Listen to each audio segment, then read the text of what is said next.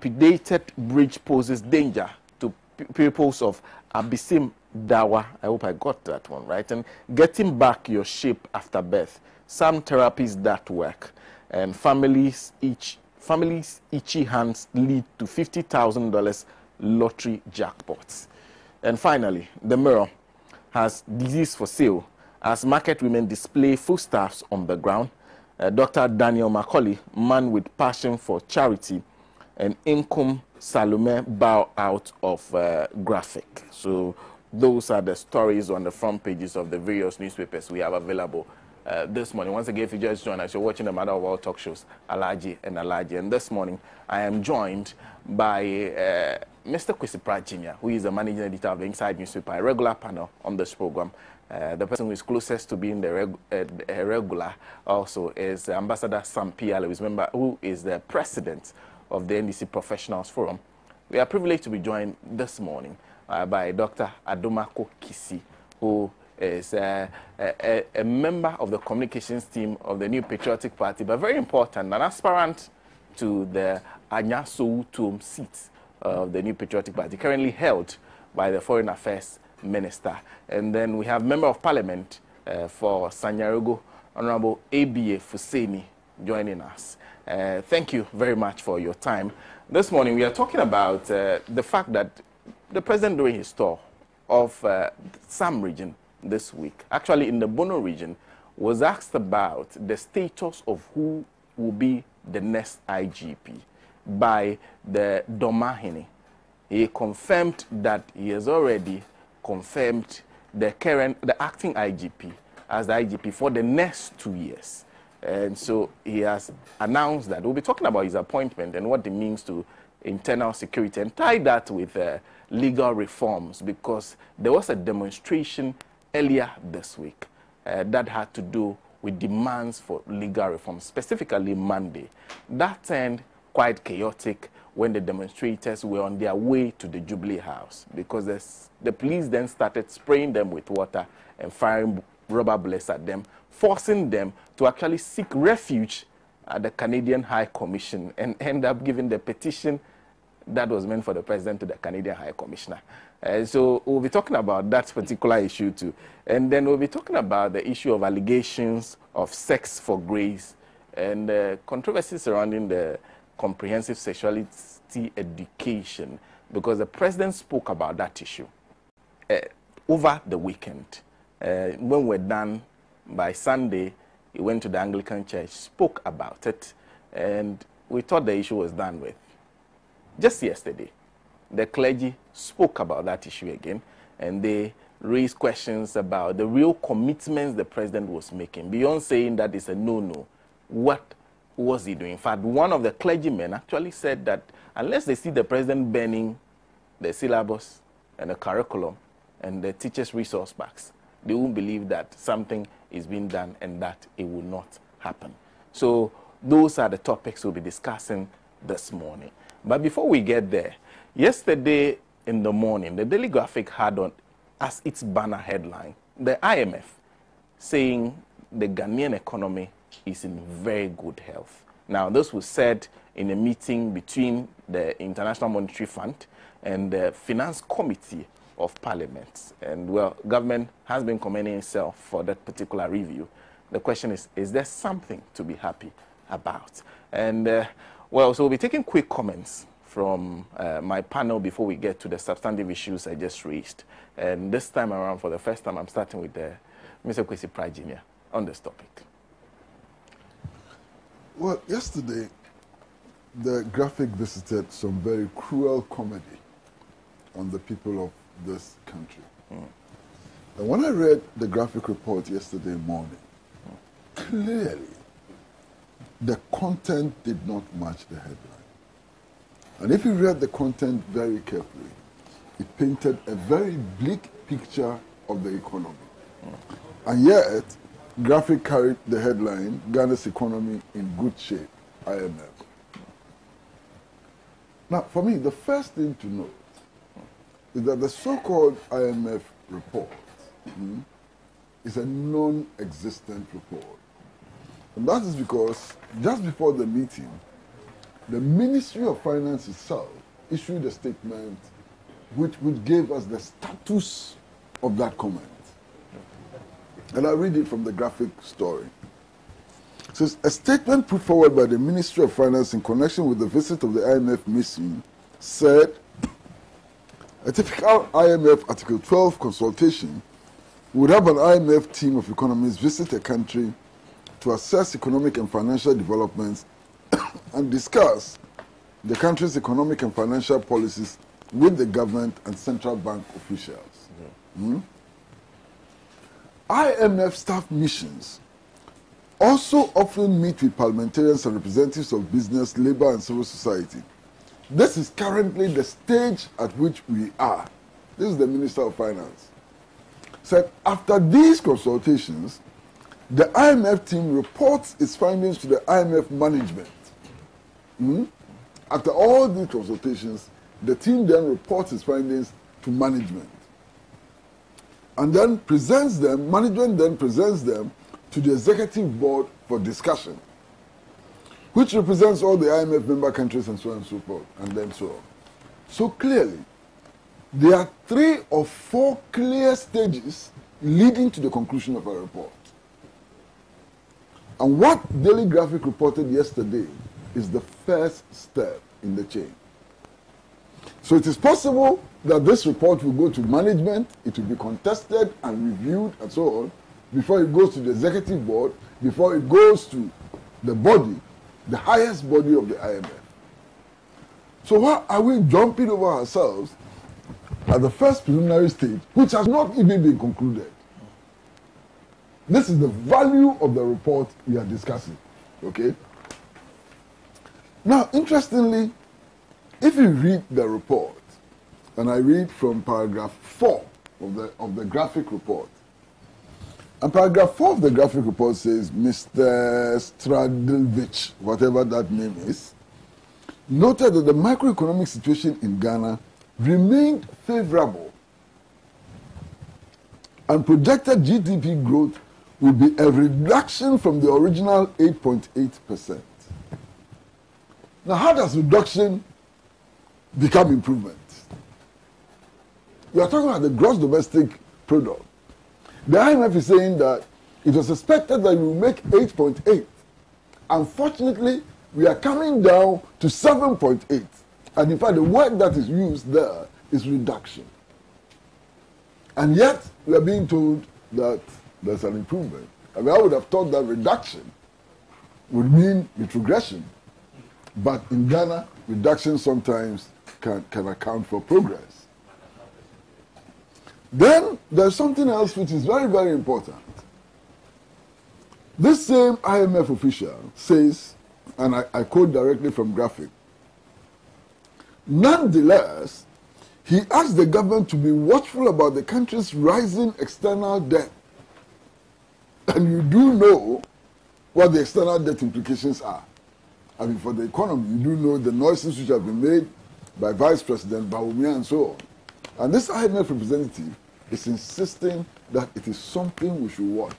The rising external debt. Of course, if it is rising, it means it is above the figure that existed before. You understand? And then, interestingly, he comes to the question of inflation.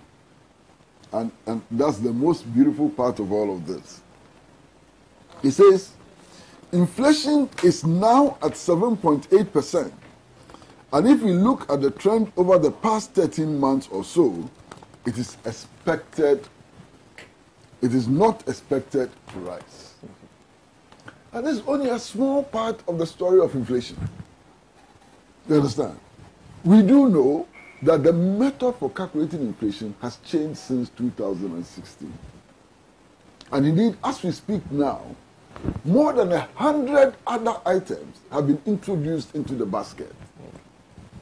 So to generally find out whether inflation is rising or is stagnant or is dropping, whatever, what you need to do is to go back to the 2016 method of calculation.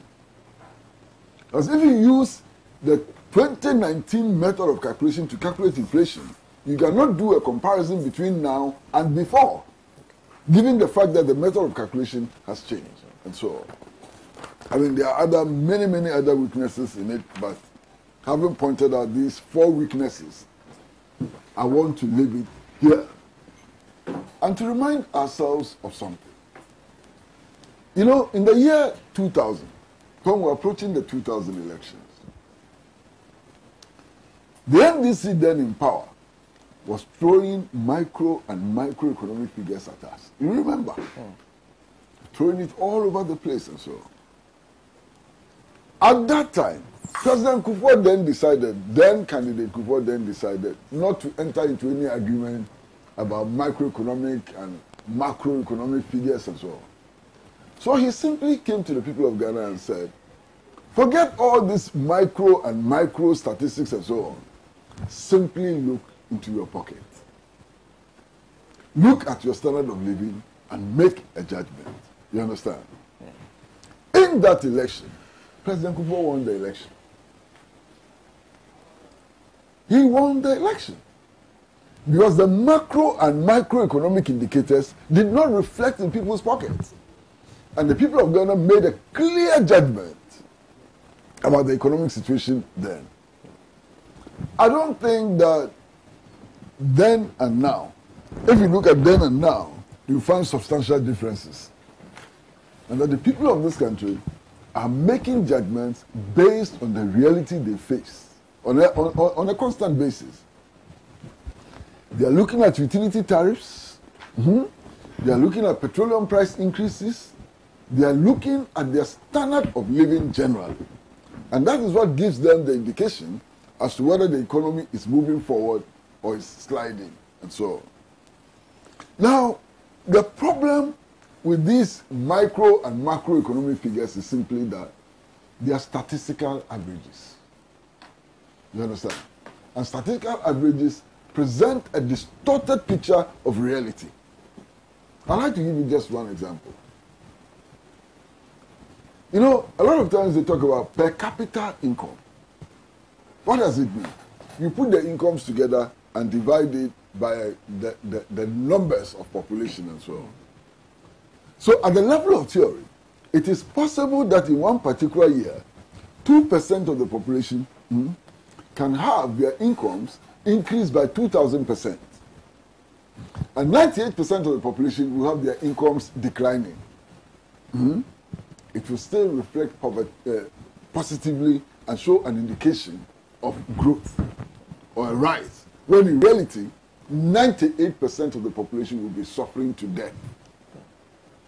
And this is the extent to which statistical averages can be misleading and do not tell the whole story. Now, I'm amazed that today, anybody can come to Ghana and tell us that we are doing very well. I took the last statistics about gold production in this country. When I looked at the last statistics about gold production in this country, Ghana was getting only 1.7% of the total value of gold extracted from the country. 1.7%. So 98.3% did not stay in the Ghanaian economy. These are the things that we need to look at, rather than the rate of inflation and per capita income and gross domestic product and so on. Because if you're looking at gross domestic product, the 98-point-something% of gold output which did not stay in this country is also factored in. And yet, it does not do anything to improve the living conditions of our people. Let's stay on gold. If you check, the Bank of Ghana has signed foreign exchange retention agreements with the mining companies. And under these foreign exchange retention agreements, the mining companies can retain up to 98% of the value of gold, extracted from Ghana. They keep it abroad. So if you go and reflect that in your gross domestic product, who are you deceiving? 98% of the value is kept outside your economy. And yet, it is reflected in the gross domestic product.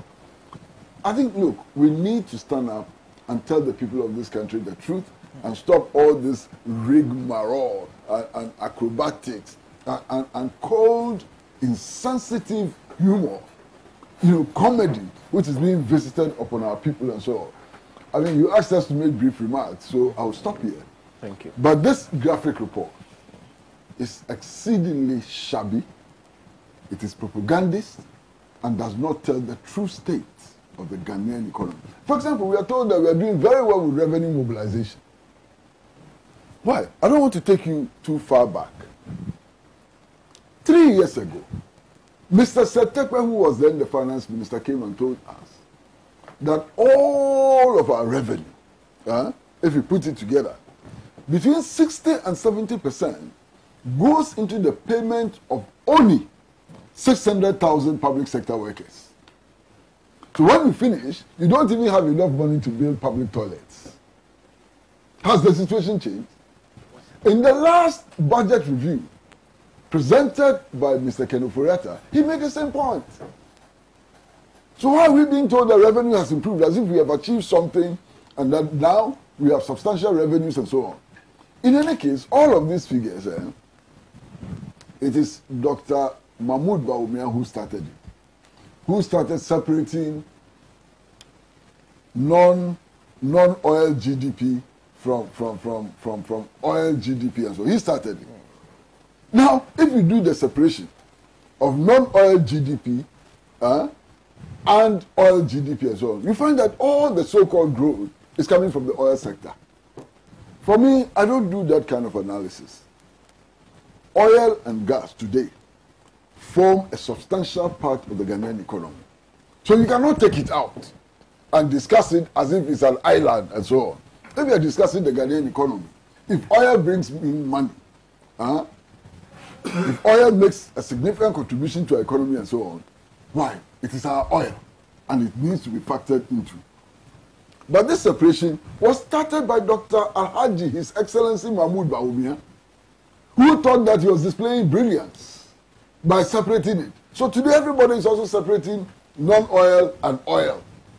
And if we separate non-oil and oil, there is catastrophe in our country. In about the same way that he did. You understand? Now, anyway, let's stop here. Let's stop here. Thank you very much. And I was going to ask Osipra, how can a chef who boasts about his culinary expertise run away from his own food?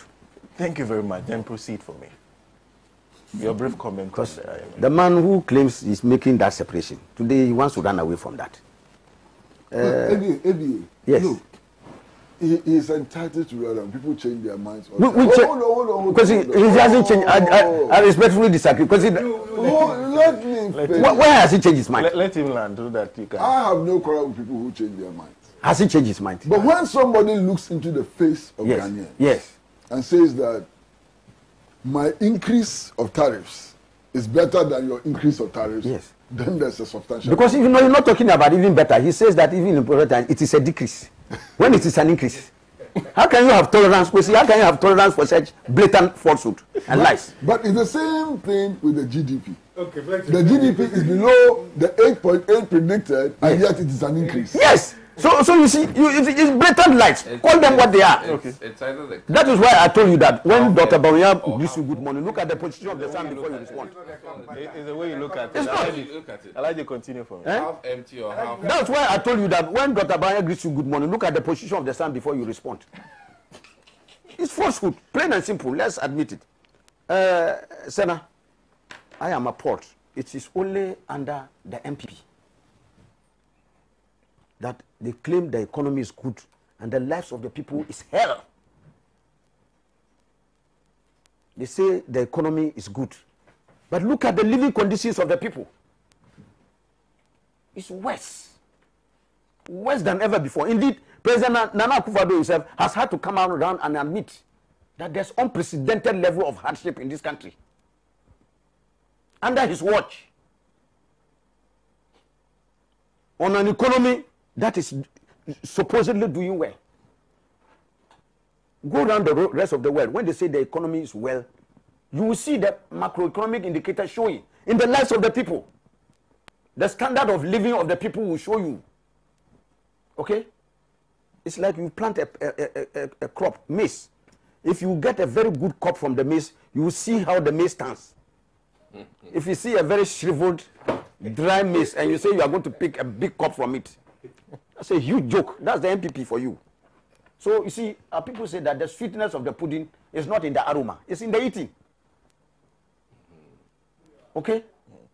The goodness or the better state of an economy is a reflection in the qualitative living of the people.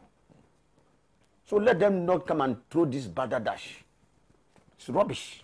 It should be thrown. It's empty propaganda. And when you are going to do propaganda, you should even anchor propaganda on a certain pedestal of factual truths. You can't even get a truth. Look, not too long ago, when the finance minister came before the House, his mid-year review, okay, he came and made it abundantly clear that there was a huge revenue gulf, not a gap. A gulf. Gulf. Okay? An economy that is doing well has such a huge revenue gulf. And for which they have to take some very, he said there were extraordinary measures that needed to be taken to deal with that situation. And I'm sure you are aware, they have already vented their spleen on poor custom officers. There are some custom officers are sabotaging the government and making revenue leakages. You understand? Look, go and look at the issue of employment, which is one of the most critical things in an economy. You see, I've heard very funny stories from this government indicating that they say they have created how many jobs, including the infamous army worm jobs. When the Minister for Agriculture, who presided over this army worm menace, came and told us that for every bag of fertilizer they delivered, they created a job, and came out with a farcical figure of 245,000. Okay? The unemployment situation has actually gotten worse under Nana Akufo-Addo. And I'm not the one saying it. There have been MPP people, including my former chairman on my communications committee, Honorable Kennedy Japan. He said that he went to the Tema Enclave, and by the time he left there, he was almost in tears about the number of businesses that were folding up just in that area alone. Okay? We are all privy to the banking sector, how many jobs have been, tens of thousands of jobs that have been lost in the banking sector alone, from the banks to the macro finance institutions to the smaller loans, savings and loans companies. Okay?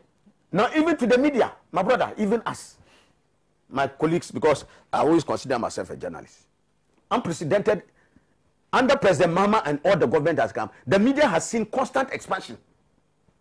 Okay? New media organizations have opened and employed more people. Under Nana Akufo-Addo, the media is shrinking. I'm sure you heard of the number of media institutions that closed down and had to shed jobs. Affected, so apart from the closure, I'm telling you, even voluntary, this is as a result of the economic squeeze. Okay? Go and look at the issues of the debt situation. This was a government, we said what? Nana Akufo-Addo, na sekane wo ho. Dr. Bawumia said he worked at the Bank of Ghana, and he knows that there was money. Ghana is a rich country, and that when they come, they will not borrow, isn't it? When the finance minister appeared before the House for his mid-year review, as at June this year, that is even official figures, minus even amortization of new loans. He said that the total debt stock was 204 billion Ghana cedis. Okay? When the MPP took over the reins of government from President Mahama on January 7th, 2017, the total indebtedness was 120 billion. So if the finance minister even tells that, even that is a conservative figure that is given, that as at June last year, 204 billion. That means they themselves within this short period have added 84 billion. But we know that it now is more than even 100 billion. An economy that is in good shape is saddled with this escalating level of debt, indebtedness. And the debt to GDP ratio is up. So while your economy is doing very well, your indicators are showing negative, backwards. What kind of voodoo economics is this? And I'm not surprised, because they rode on the back of lies. Look, as we speak today, Sana, virtually all the statutory payments are in 3 quarters arrears. We are in the last quarter of the year. Look, go to the ministries, department, agencies. I'm telling you, some of them, they have not even had their second quarter allocations as provided for in the budget. Second quarter allocation. I'm not talking of third quarter. We are in the last quarter. Okay? Ministry, department, and agencies, which need to carry out the work of government, they have not even had their allocations.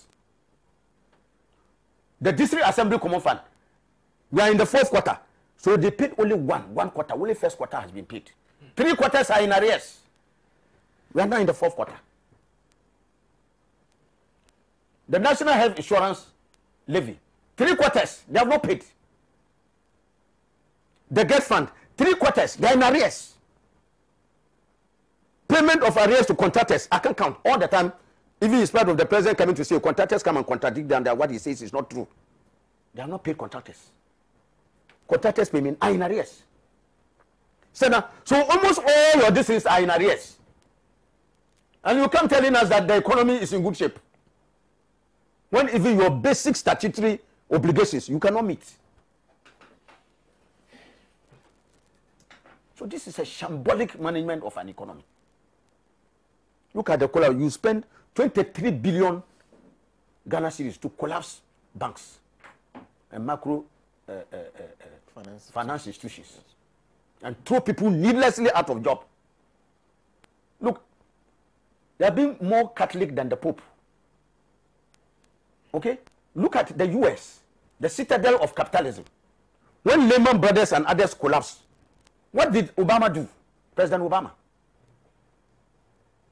They lent them money, got them researched, cleared some of those incongruities in their operations that necessitated those kind of indebtedness.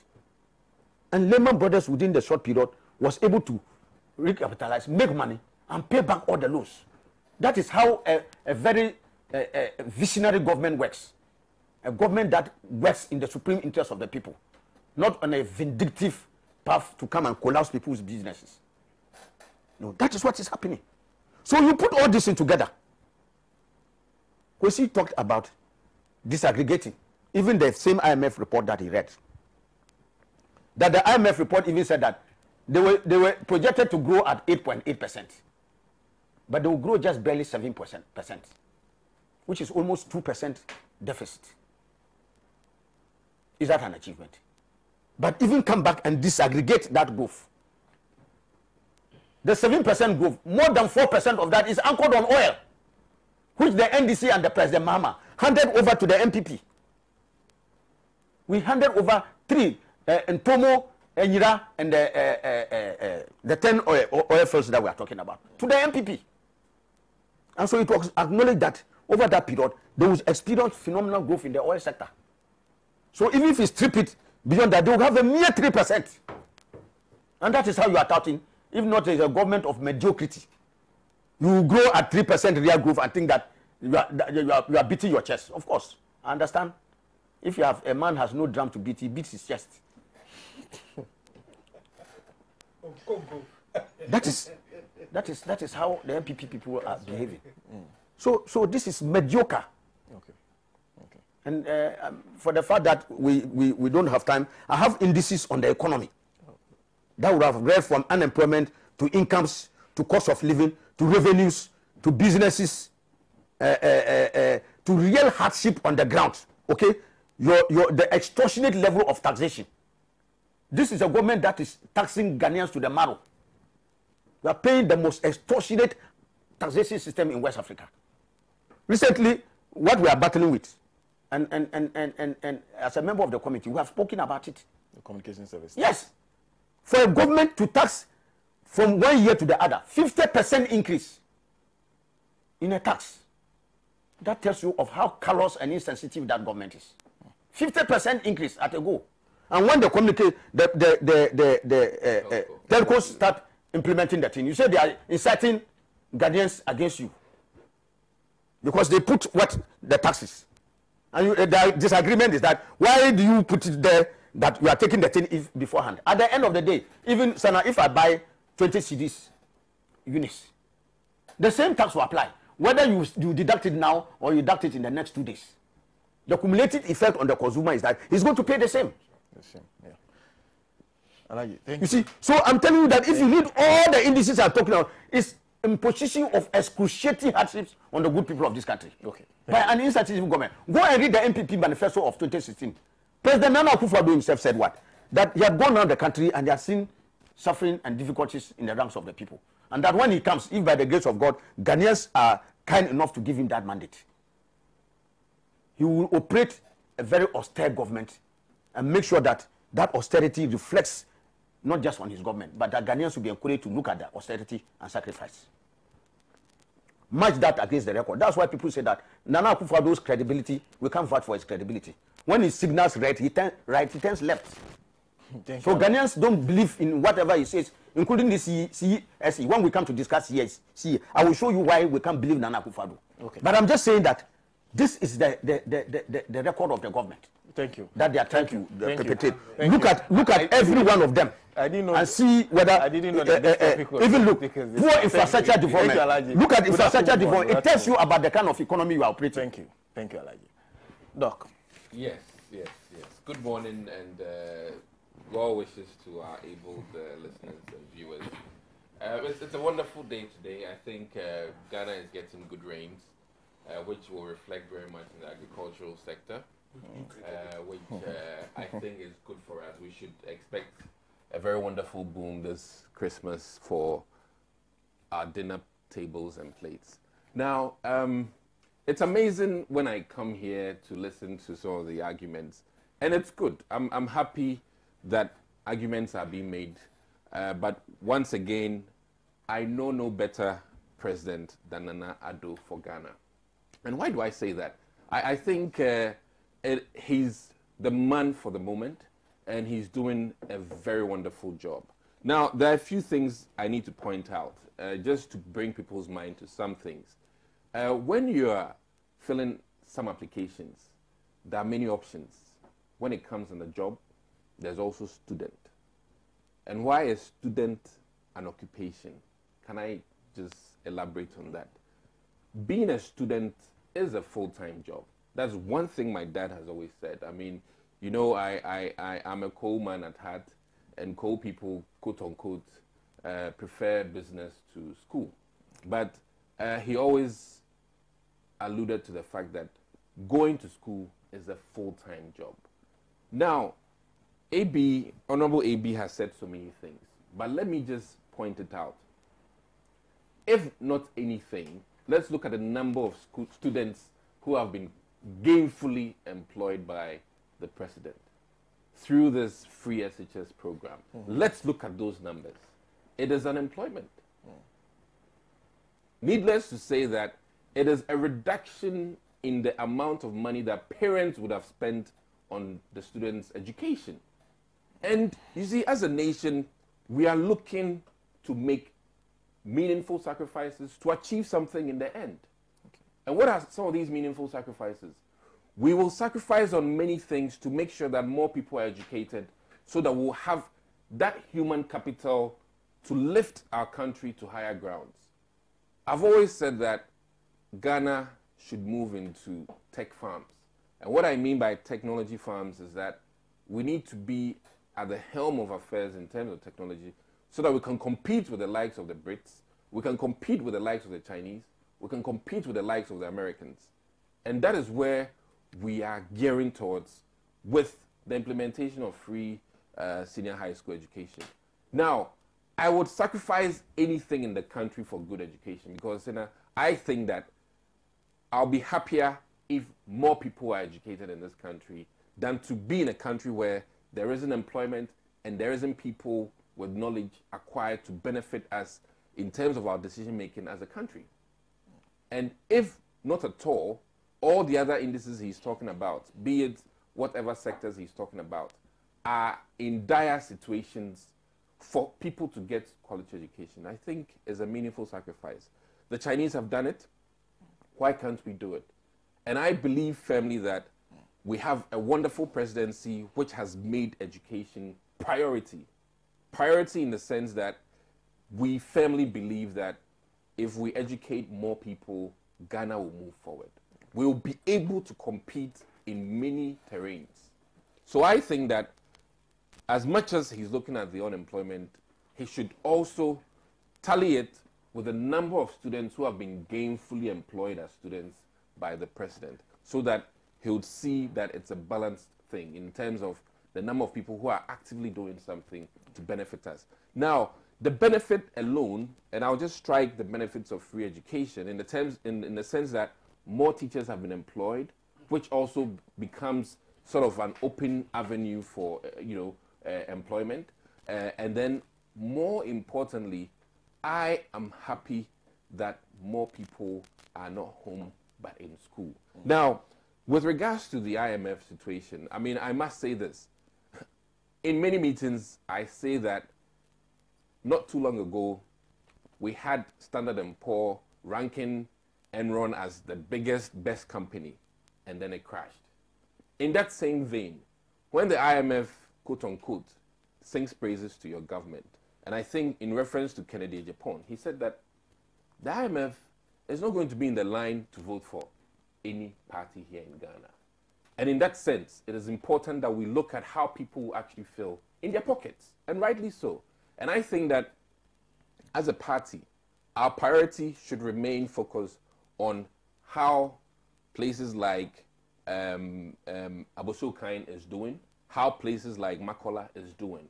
And I would beg to say that we are more concerned about the Makola index. And what I mean by the Makola index is how the wachi seller is doing, how the rice seller is doing, how the person selling ideal milk is doing. That is what the indexes that we should be concerned about. And I think with the improvement in mass lock loans, many more people now are improving on their small business centers that they have. And I think that it is commendable. If you look at some of the programs, I can't even talk about the number of people that were employed by NAPCO, which is also a beef up in quote-unquote youth employment in this country. I cannot even go into the likes of giving back allowances to students who, for some wonderful reason, the NDC stripped them of that opportunity. Let us be very fair with our judgment when it comes to progress we're making in this country. Let us be very fair and objective. Let's not do party politics with everything. And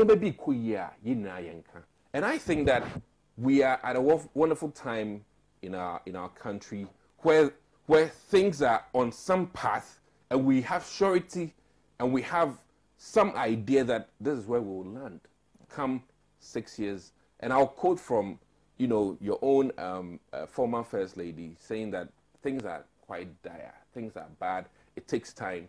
And I think even Mahama, quote unquote, make that comment that it takes time to do a lot to make things happen. And we should look more towards how we are benefiting 6 years down the line and not the mere sacrifices we're making in this country. I think Uncle Kwesi Pratt, I always call him Uncle, made very important points about how statistics can be used in varying ways to mess us up. But one thing I can say is that if your target was 8.8 and you come up to even 6, there are two ways to look at it. It is either you failed to meet your target of 8.8 per what things were going on. Everybody does projections for any company. If you're even going for a loan, you make projections for 5 years. If you don't meet that target, it does not make it, let me say, an offense. In practical terms, targets of 8.8 have been missed, but some growth has happened. If there's no growth, it will be a negative. Some growth has happened. That is not undisputed.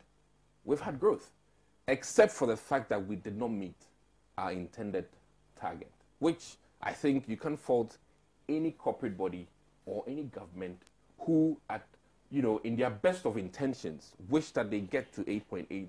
However, things come along which drag you. And I think that it is commendable that at least we haven't shrunk like the Uruguayans, we haven't shrunk like the Ecuadors, we haven't shrunk like you know, even this oil-rich country, which is in trouble now, in South America, what's the name of that country?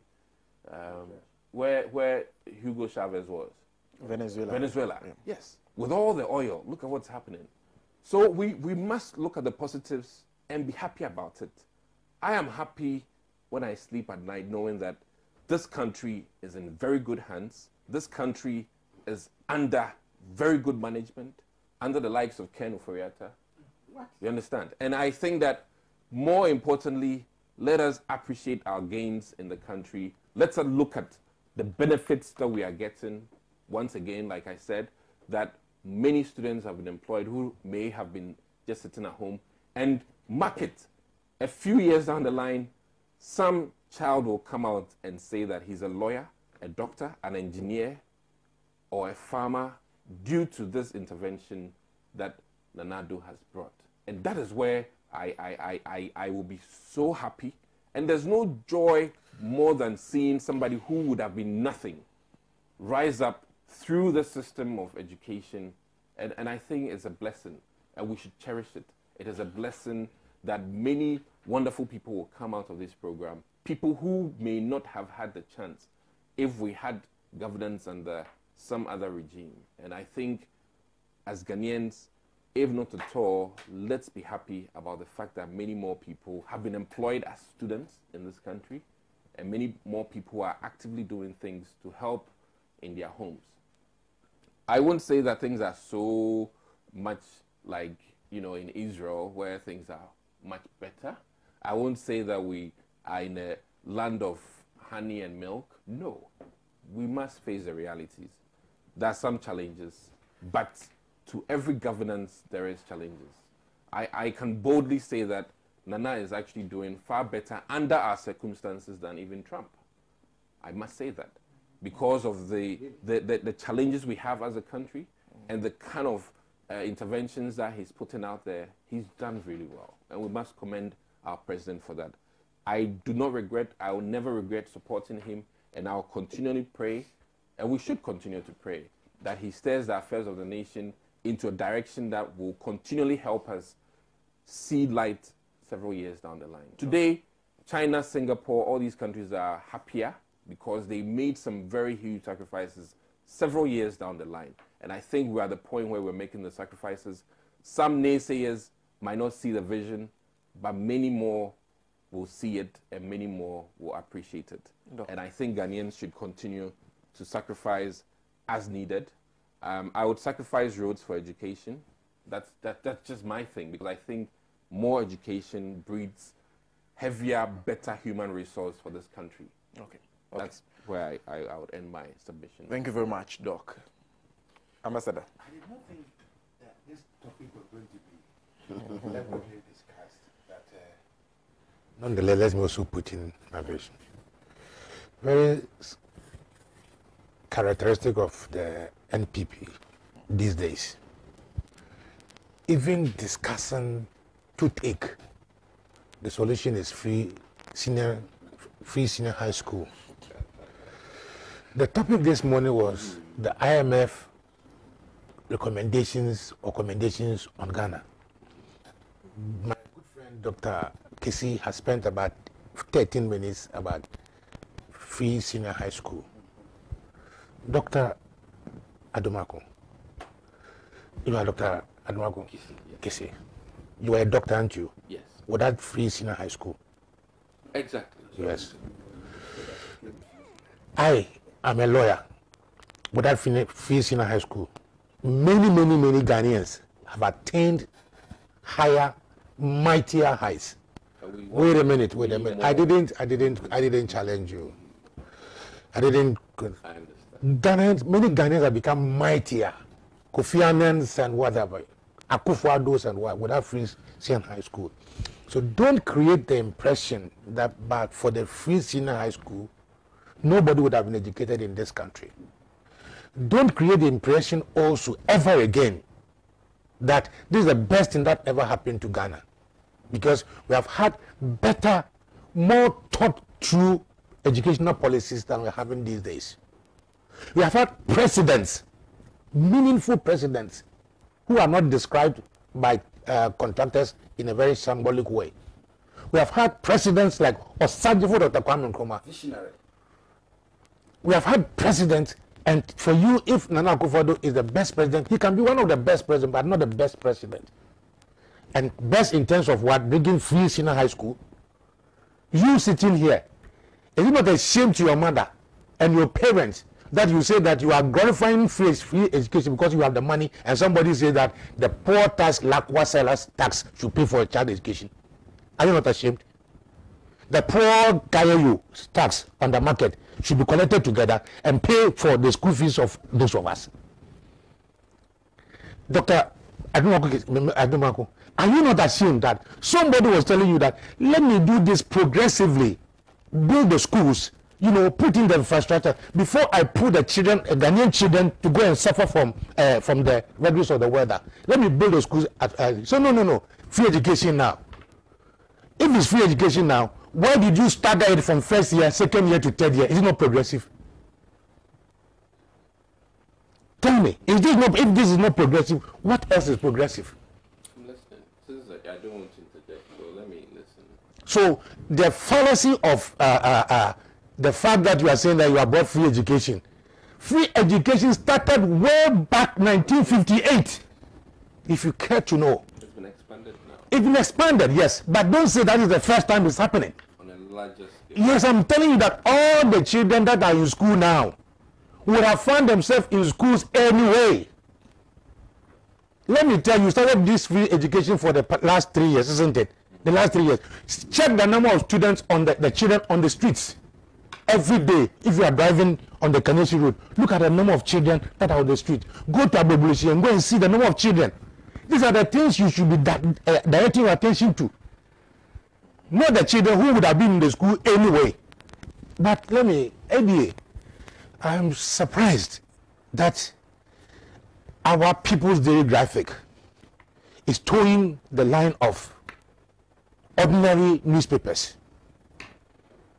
Because in those days, when somebody quoted something and said, oh, I read it from Graphic, then it was authentic. It was authentic. That if all newspapers will not reach Asankregwa, Graphic will reach there. And people will go looking for it those days. But this kind of reportage. See, paper on it is as good as the people who are running it. Today's Graphic is not the Graphic of yesterday. Yes, but I'm saying that everybody who has been employed in Graphic knows that you ought not to be political, as some of you were, until you stepped out to become MP. Nobody knew your political background. I'm talking about Brother Atakwesins and the rest. I'm talking about Kwesi Pratt and the rest at New Times Corporation. But today you had Graphic. You used to be the Ghana's best-selling newspaper. Is it the same? Now, let's look at the IMF. Dr. Kisi, you know IMF like I do. And I am surprised about the psychedelical relationship between the MPP and the IMF. In one breath, you were jubilating that you have left the IMF. Just a few months ago, you were jubilating that you have left the IMF. Why is it now that you are taking the IMF commendation, which has not even reached management, to be your placard for demonstration of victory? Why? Why? Of course, if you have no drums, you beat your chest. See, the IMF is a bank that lends money to developing countries. And as a bank, they design strategies for you to be able to pay their loans. And so they give you all the micro indicators. Sell your electricity, sell your water, increase this, so that you will be able to collect revenue to pay my loan. If you don't know what the IMF is, that's what they do. And countries that have been able to win themselves from IMF have done better. You understand? So, if in the midst of unprecedented hardship, you know, if you're a good manager of the economy, you are saying that we should praise the Minister of Finance. Thank you very much, he's my very good friend. But any manager of the economy who puts 4 taxes on a month, implement them on a month, is a bad economy manager. from the salary of a worker whose salary has not been increased, you increase talk tax, water, electricity, gas, all taking effect 1 month. Is a bad economic management, because the incidence of the taxation is on the same worker whose salaries have not been increased. Yesterday, I read an article, and I'm going to talk to my MP. My MP is Oslewusu, that he should never dare write such letters again. He's written to the telcos that they should not publish the taxes. You see, these days when you buy units, then they will send you a text message that you are paying 9% tax. He has written to them not to give that indication. What kind of robbery is this? You are taking the taxes. I'm being informed that I'm paying tax. At least I can use that thing to say that I'm also a taxpayer, not so. Then you say that they shouldn't indicate to me. Who brought the taxes? Is it Oslewusu who brought the taxes, or Parliament? What right has Oslewusu got to say that don't publish the tax thing? You are a group of people, they will slap somebody, put your hand on his mouth, and say, don't cry. But you see, this is not the best of government we have in this country, for Christ's sake. We have a vice president who thinks that 161% of taxation, amounts to -5. We have a vice president who thinks that all the taxes are shooting up. Your external debt is going up. Your internal debt is going up. Your revenue mobilization is going down. Yet he says that there's an increase. What kind of situation is that? See, the fact that you understand English, you are able to come and sit on television and radio and rattle in defense of nothing, insults Ghanaians.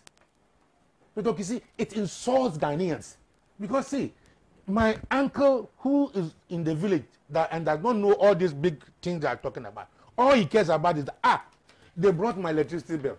It has gone up. No so. And now won't catch you.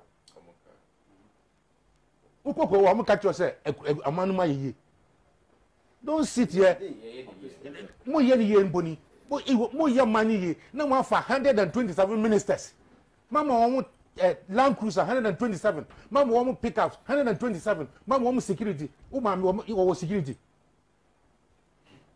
And no now call for Kosia Banchino or no security. I always have a point. So please don't come and sit here on this program. The propaganda will not work. The Ghanaians who feel it knows it. And nobody should tell Ghanaians that they are wiser than yesterday. Last time Kwesi was saying that somebody becomes a minister and all of a sudden becomes the wisest person on earth. You become a government communicator and you believe that you know everything than anybody. I met one of your communicators who said that, and Alhaji and Alhaji, they bring soft communicators. We want them here to teach them common sense. We want those so-called tough communicators on this program and inviting them, producers, invite them, who come and teach them real common sense. Thank you. Lawyer, thank you. That's what you're saying. Thank you. How can Aduma be fair, but they say they want better. They should come. Thank you, Ambassador. And well, it took more time than I thought. But issues surrounding the economy are very passionate issues, of course, especially in the circumstances we are living in. Well, if you just joined us, it's the mother of all talk shows, Alhaji and Alhaji, live on Pan-African TV. Let me remind you quickly of the panel I have available. Mr. Kwesi Pratt Jr.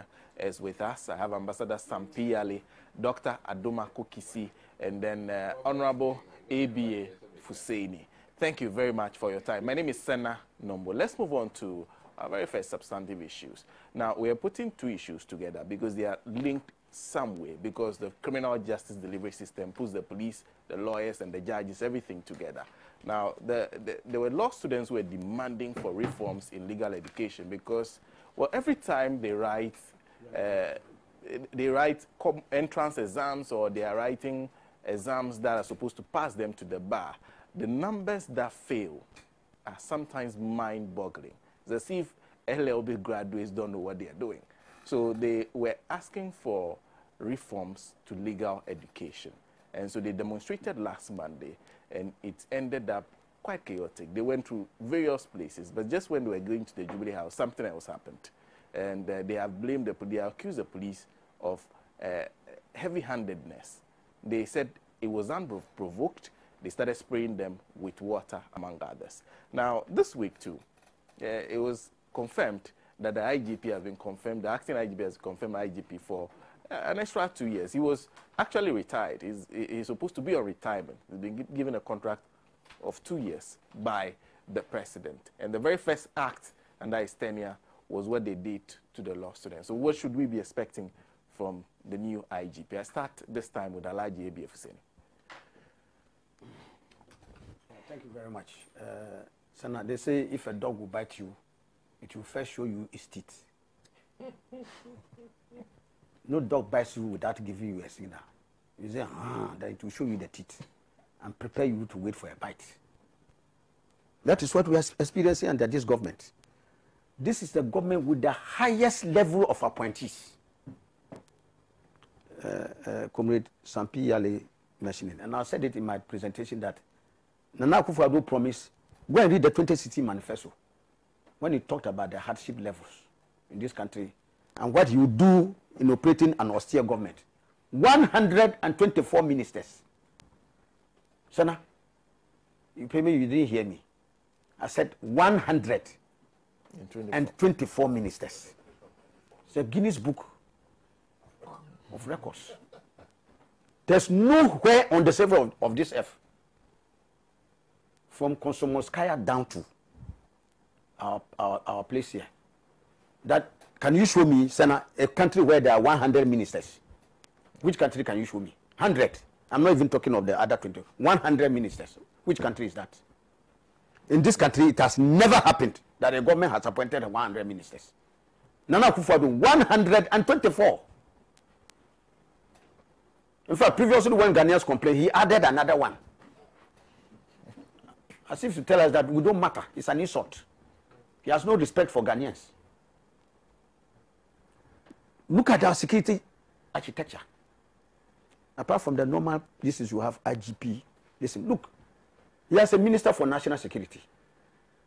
And he has a minister of state for national security in the office of the president. What nebulous appointment is that? A national security minister, a national security coordinator, and a minister of state in charge of national security. National security advisor. National security advisor. Look, you have all kinds of I lack even words to describe it.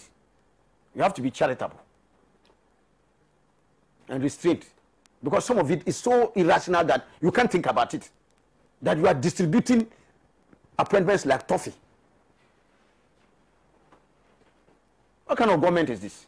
And this is the government that made the promise that you are here in recognition of the austere nature of our economy. So you have all these security appointees. Look at the state of our security today. China, even if you take we in the media, they have graduated from slapping and beating journalists. Today, journalists are murdered like, we have seen the number of murders that have happened. And journalists have had to flee this jurisdiction. Okay? I just make comparison. Look at Manasseh Azure. He recently had to seek remedy from his feet and leave the shores of this country to save his life. After what? Airing things that are critical of the MPP government. The same Manasseh, when he did under President Mahama, Doc, I'm sure you were in this country. Oh, yeah. When he did the fourth expedition, MPP, MPP, you carried him through the streets of Accra. He was the single best journalist that ever set foot on this country. Okay? Today, the same guy, when he did militia in the castle, which was found to be an error. Very, very apt. You took him to National Media Commission. You lost the case. The reliefs you were seeking, you didn't get. Mm-hmm. So I'm just indicating to you. You see the level of intolerance of the MPP. Mm-hmm. The MPP can throw rocks at you. You dare throw a pebble at them, they will come after you. They are so grossly intolerant. Okay? Look at what we did under President Mahama. When Manasseh launched his book, President Mahama went and bought the first copy. It's part of what he did to him. When he said that this is against Nana Akufo-Addo, the hoodlums are chasing him for his blood. I don't think so. That is what it is. And the MPP. Look at all the mysteries. Abraham Swale, may Allah be pleased with his soul. Look at the circumstances under which he was killed. Today, what do we hear? We don't see anything. The security is on top of it. Look at the number of unexplained murders. Plenty. You can't even count. From the National Health Insurance manager, Al-Bunkru, who was murdered, the bank manager who was murdered, the lady at the port. You can count. And worst of all, you have under the watch of President Nana Akufo-Addo, his national security minister, Brian Achampong, tells us that they know where the 4 girls are, the Takoradi girls. Okay? Oh. You remember him? He said that they were in a in Nigeria. Rehearse your memory. Was it the CID boss? The CID boss one was that they know where they are, they will soon bring them back. That's a different one. Both of them. Both Brian Achampong. Yes, Brian also said they know where, and very soon they'll bring them back. My brother, we are not interested in who brief you. If you are giving wrong briefing and you come and perpetrate that wrong briefing in the public, because as far as we in the public are concerned, they told us we don't know who briefed them. So it's immaterial who briefed them. It's a moot point. Okay? They have inflicted that kind of atrocious information on Ghanaians, and they are sitting in office. In any civilized country, Dr. Adumaku, I'm sure you are aware. In any civilized country, even if you have taken ministers to resign over this thing that happened in Takoradi with the Takoradi girls. But under this government, they see it as normal. It's okay for you to go and assure people that you are bringing their children home and then come and tell them that these are their boats. And you think it's normal. And Nana Akufo-Addo said grotesque things can be seen as normal. It's not surprising. The degree to which you have debased governance. But so. I'm just saying that look at the security architecture. Today, the police are more petrified than any other institution. How come? Go and arrest an invisible force or Delta Force man and see whether the next day you can go to your office. But they work underneath please. them. No. Anyway, yes. I'll wait. Yes, I'm telling you. Yeah. Right, today, even in a competent court of jurisdiction, they ran riot in a court. They ran amok. In a court, the judge had to flee and leave his sandals behind. And the MPP. Okay? I'm listening. What has happened today? Do you hear the cases again? Today, Sana, those, listen, why? When they finished out, was that not one of the things they went and filed Ndole Prosecute? The Attorney General. On a very criminal matter like this. And so, what has happened? The MPP has created a culture of impunity. I don't think so. Big culture of impunity, where its members can commit the heinous crimes that you can think of. Nothing will happen to them. No. Can you see the Iowa West Wagon report? You see what the president has done in the typical clearing agent fashion. You see what he has done? Things that were shown publicly, every Ghanaian saw. How Honorable Sam George was assaulted and brutalized. Everybody saw it. I'm saying that in the heat of the moment. Nobody, in the heat of the moment, you can brutalize people. Is that the MPP philosophy now? We don't say that. Yeah, but that's what you are saying. I think yes. Anyway, you see, that when it is clear, Sana, that we all Ghanaians saw what happened at Iowa West Wagon. They showed it on television. The brazen illegality. People who are not police people using police vehicles in police paraphernalia, using the police as a shield to commit crime. People who are not entitled to hold arms were holding arms and shooting openly. We saw them under Nana Akufo-Addo. What has happened? When the report comes before the president, for him to show leadership, what does he do? He says that he has rubbished all that Emil Short and he rubbished it. More than 70% of the report was thrown to the dogs. They threw it away in the dustbin. So somewhere accepted. I am saying that even though when we all saw how Honorable Sam George was brutalized. The person who committed that crime, even at a certain time, he came and said that he was apologizing because he accepted that he had done wrong. President Nana Akufo-Addo himself doesn't even see. When the man himself says he had done wrong, President Akufo-Addo says, no, go. Don't tell the people that you have done wrong. You have not done any wrong. You have defended the state by going to slap people. This is the government, the kind of government we have in this country. Incredible. Look, I am saying that Many of the people in the security forces today, and I listened to a very fine policeman, one of the finest police people, officers in our country today, COP Kofi Boakye, Commissioner of Police Kofi Boakye. Former. You know where they have gone? They've consigned him to research. That he should go and beautify the police college. When this is one of the finest policemen, look, anywhere he has gone, his record has shown for everybody to see. When he was in Ashanti region, which was engulfed in crime and others, he went and cleaned the place up. I'm sure you can bear eloquent testimony to that. Okay? He and others and ACP Agozo, they've mentioned what is happening to policemen today under the current police architecture. Because of the culture of impunity the MPP has created. You cannot dare touch anybody, especially if it's a partisan person. They will come after you. You will lose your job. So because of that, many fine police people are unable to do their job. They just sit down and watch. The MPP hoodlums run amok. That is what is happening today. And so if you have insecurity, that's what I said, that if you go and bring firewood infested with ants, don't complain when the lizards visit you. That is a kind of security architecture the president and his people have created today. I'm telling you, I'm saying that the crimes that are being committed by your people. So you see, I am saying that, why?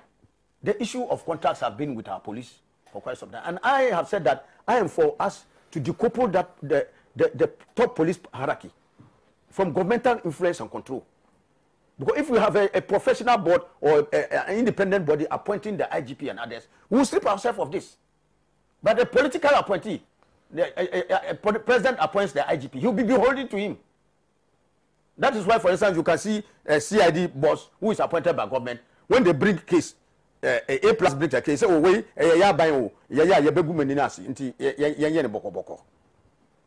a police officer who is supposed to do diligent professional covering up for government. You understand? And so why should we continuously bring people on contract? Because see, when you bring somebody on contract, and it has happened in different regimes, and I think we must put an end to it. Because when you do that, you stratify the growth of the police top hierarchy. Somebody who was waiting to do it 2 years now, if he has a contract for 2 years, he'll be there for the next 2 years. By the time his contract is ended, the next man who should have succeeded, he's now also getting to retirement. And he also come and look for another contract. And they'll give you another contract. And the next man who is waiting has to wait for another time. And by the time the time is due, he also is also due for a contract. The Auditor General has made that.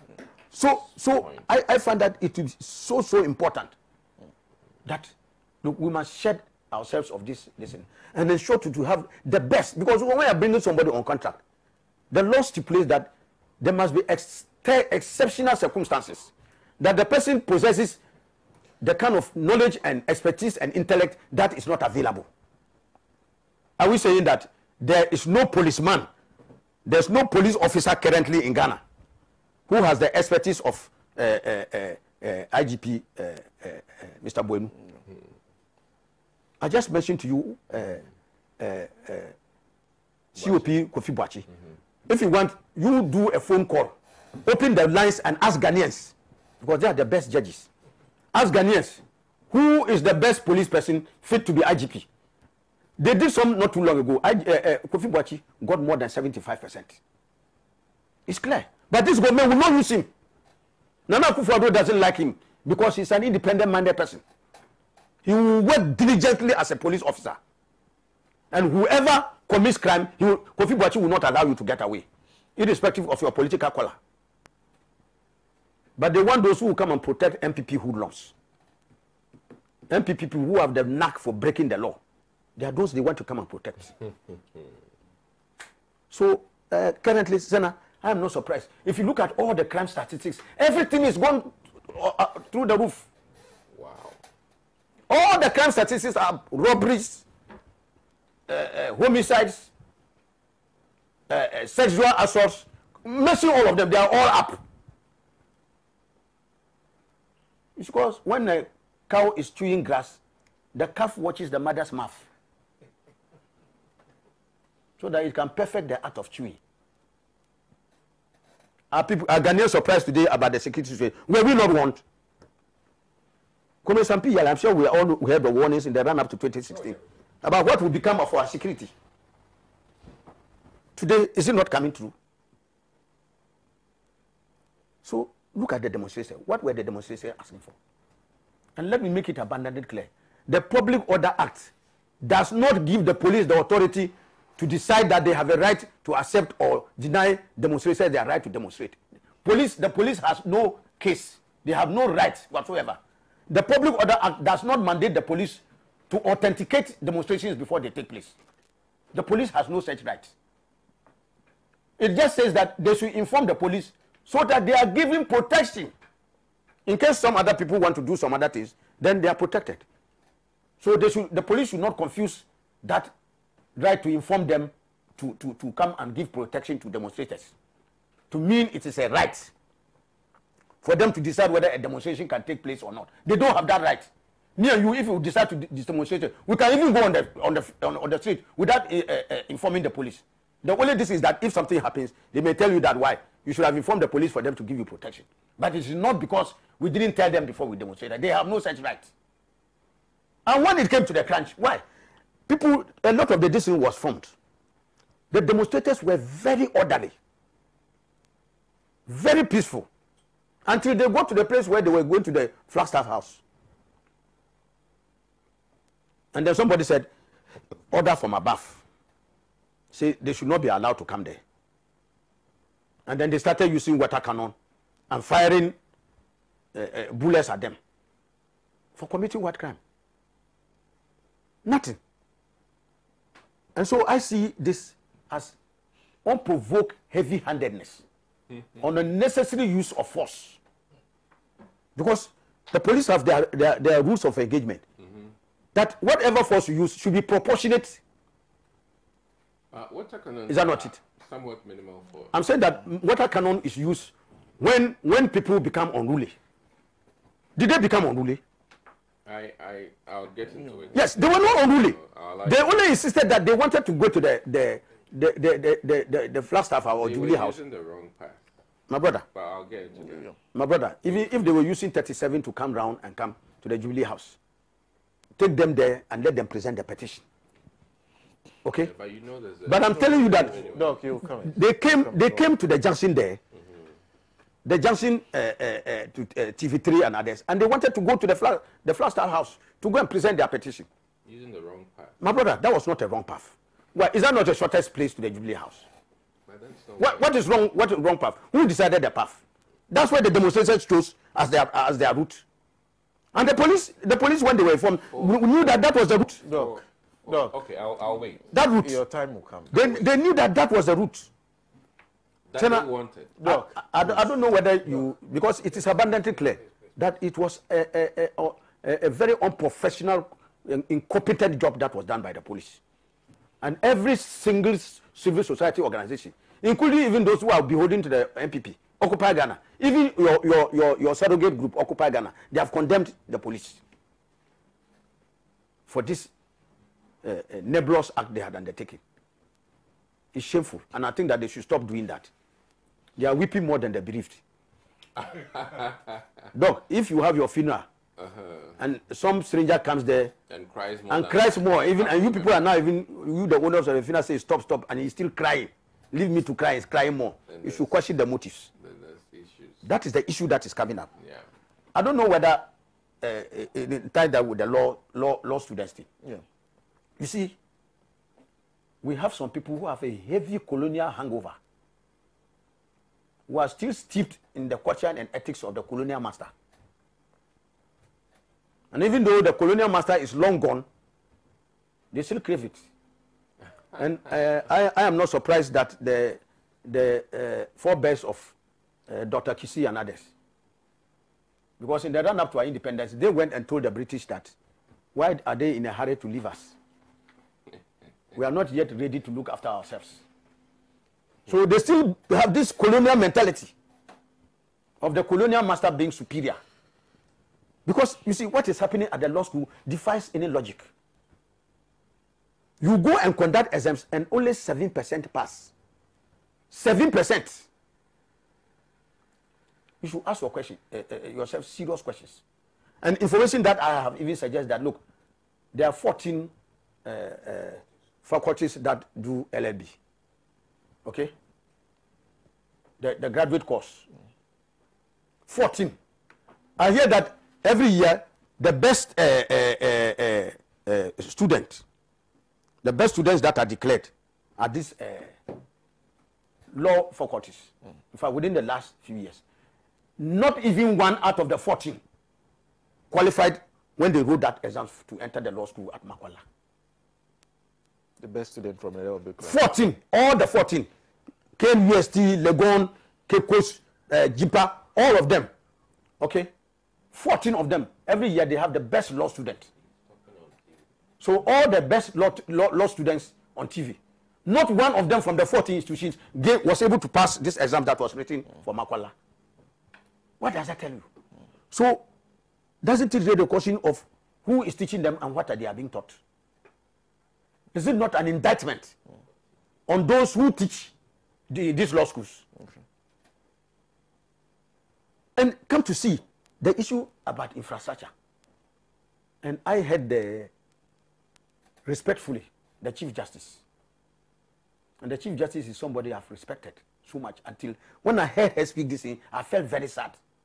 That as far as some of them are alive, that agenda of trying to go for what they call mass production of lawyers will never happen. Today, it's the same thing we are hearing about doctors and others. Meanwhile, Sana, that's why I'm saying sometimes it questions our thinking faculty, the thinking faculties of our leaders. That today, why? We are asking Cubans who train some of their doctors in accomplished polytechnics, polyclinics and others to give us doctors. Am I lying? Okay? Cuba, you can say they are producing doctors on a larger scale, which you condemn. So, I've been saying it. It's like you say you are a devout Muslim. You abhor pork, but you relish pork soup. They are condemning wholesale or large-scale production of those professionals. Meanwhile, we are going to Cuba to go and ask Cuba to give us doctors. If Cuba were not producing doctors on a larger scale, would they have surplus for you to go and ask them? Look at the thinking faculties of our leaders. So today, you say the law school is an elite club. In fact, it has been in the public domain that at interviews, they ask you whether your brother or your father or your relative has ever been through the law school or is a lawyer. Suggesting what? Is it an elite club? That is the preserve of a certain aristocracy. We are developing an aristocracy in this country where your birth determines your status in society. So the poor farmer's child should not be a lawyer when God has imbued him with the requisite talent and knowledge to become a lawyer. I don't think that's the path. No. I'm indicating to you that questions, Doc. Oh, I'm saying I don't think that's these are questions. I am sure you yourself you have heard it. I quietly want to wait for you to end your. Yeah, but you are not. But Doc, I'm saying that you yourself you have heard it. You have heard these questions. Some of these questions I'm asking. You have heard it. Please and how much sense does it make that in this day and age, where we even if we are talking of constraints, why don't we, Sana, just open up and allow the 14 institutions that are, for instance, doing law courses to carry on with the training of lawyers after they have ended their term, conduct whatever exams that they want to conduct, and open up the opportunities for people who legitimately want to become lawyers. How can you take monies from them? And I don't know how much they paid for the forms when they want to go to the Makwala. Listen, I don't know how much they paid, but I hear it's a significant amount. You take it from the last one I hear was about 1,900 applicants. So you know that you are going to take only 7%, only 120 something. And then you allow 1,900 people to apply. And you take their monies. Is that not fraud? That is fraud. Knowingly, because you know that you are taking only 100 and something. And you are enticing 1,900 people to come and apply. and you know that you are going to admit only 7%, the 93% of them will be sent back home. Meanwhile, you have taken their money. The money is non-refundable. Is that not fraud? Alhaji. Is that not fraud? Alhaji, thank you very much. I'd have to move on. So when people come out to protest about this grave injustice, you unleash the police on them. Fortunately, that is what I've said. You see, the lawyers, some time ago, when we were demonstrating and doing things about Nana Akufo-Addo's government and this thing came, they kept quiet. As I condemn what has happened, it is important for every person in this society to stand up for what is right and proper. Because if they come for you today and nobody speaks, the rest keep quiet, they don't speak, they will come for them tomorrow. Okay? Thank you. So our people say that, thank you. Sana, when you cure a monkey of his toothache, it will visit devastation on your corn farm. Okay, thank you. So you better not. That is what they are done. Thank you. Doc. Wow. I think once again, it's been nice listening to his arguments, but clearly, let's look at the issues from all angles. One, the IGP's appointment, I must say, is considering his short entry. I mean, the previous IGP went on retirement, I think, about 2 months ago, and then he became the acting, and extending his appointment by 2 more years, I think it's not a bad idea. It's not a bad idea, considering the remarkable job he's done in the very short period that he's been at the helm of affairs. Now, what I even want to push further is the fact that the police service should be able to work very effectively, irrespective of who the IGP becomes. That would be the module that we should be aspiring for as a country, whereby, invariably, the departments within the police services are very well endowed with, very good human resource and very good leadership, in the sense that, quote unquote, it becomes almost irrelevant who becomes our IGP, because the systems are working, the rules are being applied appropriately. Now, I think the Auditor General has also made a point in terms of government trying to reduce extension of retirees, contract and things like that. And I think clearly the Auditor General has a very strong point there, in the sense that if we don't retire people, then the young ones will also get the opportunity. So I think on that level, I think as a country, we need to be very critical about that, in the sense that we should learn to retire the old ones, maybe give them other opportunities, other avenues to hand down the knowledge they have to the young ones, but we need to be able to push them, out of the system, so that younger people also come up. And I think this will delay other promotions. I mean, and I think that's what A.B. Fuseni was alluding to. Now, and what happened with the students? I mean, it is a painful experience to write exams and quote unquote fail. But I must say that this issue with law school, admission to the bar or passing law school exams is not limited to Ghana. I can cite the likes of Nevada and in the US, where, they fail so many people. And I think the conditions are very different wherever you go. And I am looking to a day where we'll have more than the Macaulays in this country, so that we can be able to have more lawyers and then reduce our legal, cases in terms of the caseloads on all these judges. So I would hope that something remarkable, something innovative can be done about the situation, so that we don't have over 1,000 people going in for an exam and only 100, get passed out. And I think this is a problem that goes through many more institutions in this country, in the sense that we are handicapped by the resources that were made available for a smaller population, and we haven't planned well.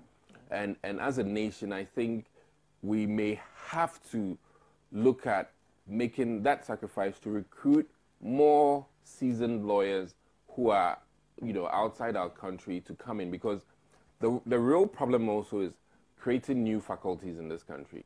I mean, it's not a very small job to be able to even appoint one person as dean of a school. It goes through so many challenges, and sometimes there may not be enough people to be able to help us jump from the legal resources we have in this country. So I am looking to a day where we will have leadership that would maybe recruit professors from the likes of, be it Europe, the likes of America, to come and really, just like I must commend, I think, Nkrumah with regards to the medical school. For instance, when it got started, Eastmond and all these big professors of medicine were recruited to come on board and help the country. And I think we may be nearing that point where the law school, to really get forward, might have to bring on board that thousands of Ghanaians who are lawyers outside. In UK, at least I know of 2 lawyers, full functioning lawyers in the UK. That's just people that I know. And then when you go to the Americas, the New York bar, the Ohio bar, Washington bar, there are so many Ghanaians. And I think that at some point in time, we may have to put on the table very good deals that will let them come back to the shores of this country and lecture and teach us and expand the base of people that can, be admitted to the bar. And I think that is where the real challenges as a country. Now, with regards to the demonstration, I mean, it's unfortunate what happened. I'm not going to sit here and say that hooray to what happened, but with almost any public display or public demonstration, yes, it's important that you get the police on your side or inform them.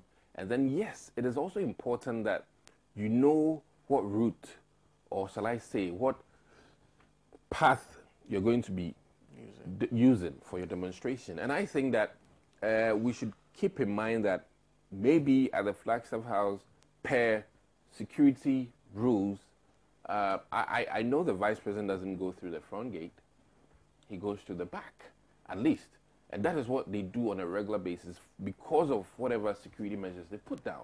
So if even you want to go in, it is important that prior to entering or prior to going, you figure out where or how you get there. And this has to be sat down, well thought of. The people demonstrating have to be briefed. If by chance where you're going to pass might be injurious to your people in terms of crossing the road and any car coming, all these things, and then the police tells you that, madam or sir, use the other path, and you say you resist, out of your not knowing that it is for your own safety, then I think these are some of the issues that will happen. And I think the police, did what we call a minimal use of force, in the sense that it was water cannons, I think they used. If I'm not mistaken, it was something else. You can let me know. Rubber bullets. Rubber bullets. Thank you. And I really hope that in the future, demonstrations can be better handled. But I really think that if you decide to go on demonstration, it is important that whichever roads or path you are using to wherever you're going needs to be fully thought through, understood, and everybody on board should know. And I think that's where there was a misunderstanding on the part of the people demonstrating, which, I mean, I'm in support of anybody who needs to demonstrate to get their rights or message across. It's a very important part of democracy, and I will always support that. Even if it's not in my favor, it is good to give a listening ear to these people. And I must say that in the future, and this goes to anybody looking to do demonstrations, please have your path published, or,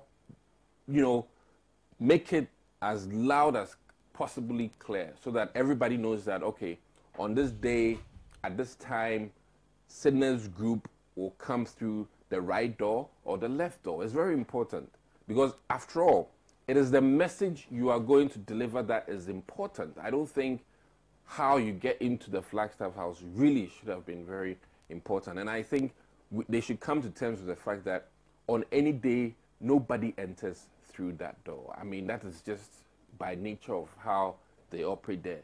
Clearly, they might not have the needed metal detectors at the gates. They might not have the needed equipment to determine if anybody had a bomb with them. And mind you, this is after a few weeks of quote-unquote some people trying to cause mayhem in this country. So I think that that is what should have been done, and that is what we should do in the future when it comes to demonstration. So that all parties are fully aware of where and what can be done. Now, law school, painful to write exams, and for whatever reason, as I sit here today, we don't know all the things that go into the marking, and we don't know all the things that they look at. Sometimes, as I've come to know, people feel sometimes by even sheer, way how they communicate. And I think that professors or the panel that decides might be the best to come and tell us what they used for those, merits or whatever they used to make those judgments. I cannot speak for them, but it is painful, and I would hope that Ghana changes. With regards to the security in this country, I must say that at any point in time, Ghana is a bit behind as a nation in terms of how we've equipped our police servicemen, how we've equipped our intelligence gathering units, and really we need to probably put in some more resources in terms of money, and then in terms of the training that needs to be ascribed. I think it's likely that the field operative, I think there's a field police unit or something like that, FPU or something. They usually would come out when there's demonstration of this sort. With formed police yeah. unit. And I must say one thing, that all internal security issues are handled by the Ghana Police Service, and all these other units fall under them. And I would beg to differ when AB says that the police are in fear. In fear of what? How can the police be in fear? It's not possible. It is not possible. I haven't, for once, ever seen any policeman in fear. I mean, if the police who's supposed to be protecting us are in fear, then how about us?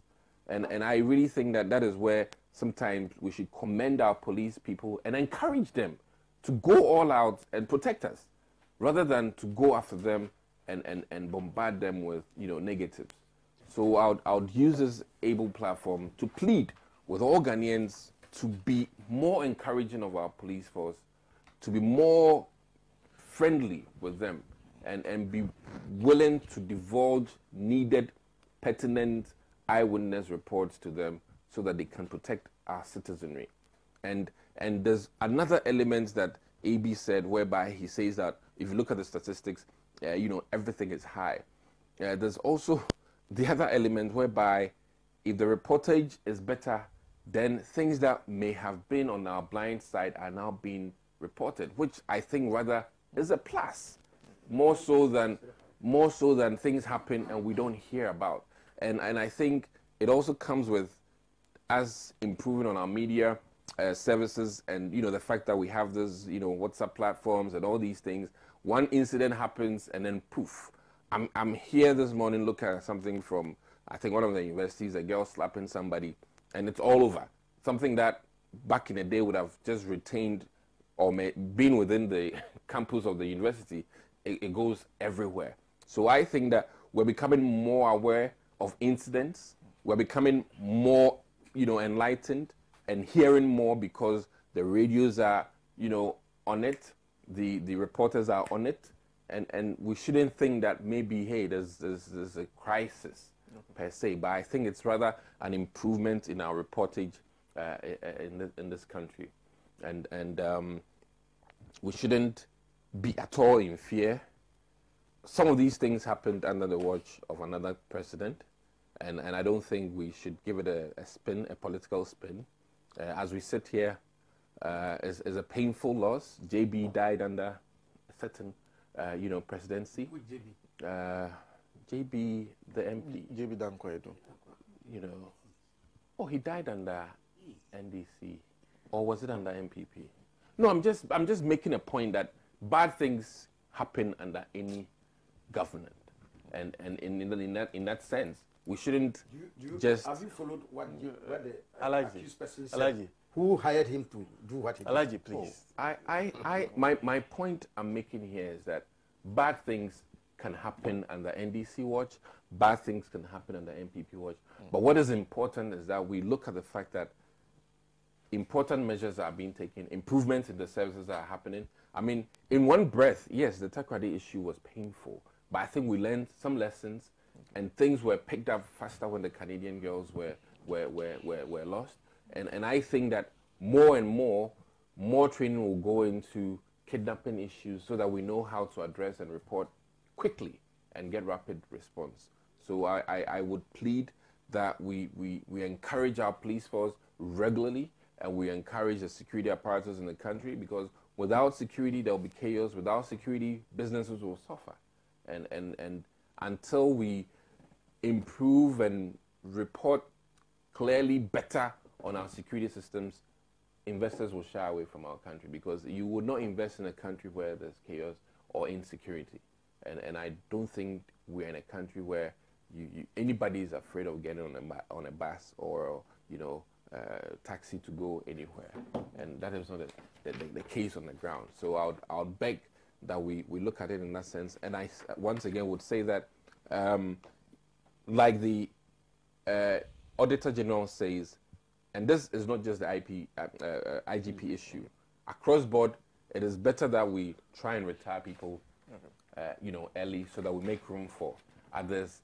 And I'm crying because I'm a young person, and I would always hope that the elderly can also retire, then more young ones can come on and take over the roles of the Sam PLEs, the AB Fusseinis and all that, so that the country's youth can be empowered to do mighty things. So, but I will commend the IGP. He's a very nice man. I've met him in person, and he was very welcoming, and I think I'll put my prayers to him so that he has a very smooth 2 years, and help us have a very stable, safe environment to live in, peaceful election next year as NDC loses again, and that's what we are hoping for. Thank you. Dr. Aduma Kokisi, aside from being a member of the MPP communications team, is also aspiring to be the MPP's candidate in Anya Soutuom in 2020. A couple of messages before I come to Ambassador Sam Piale. Charles Nyamina Samake says the Ghanaian economy under this MPP government only looks good for those small group of family and friends who are benefiting from the serial corrupt scandals in the country.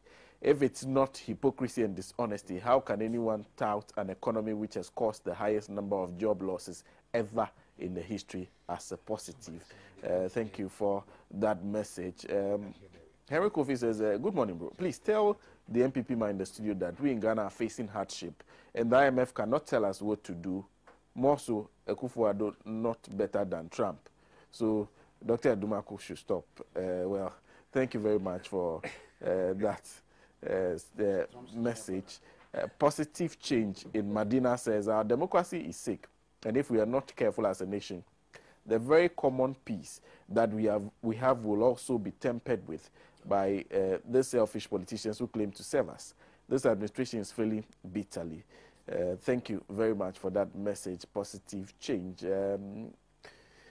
Odaseni in Italy, Philip Adika says, I salute you, Mr. Host, your crew and your panelists. Please, there is a problem that I find difficult to get this solution. I believe there are most people in my shoes, therefore want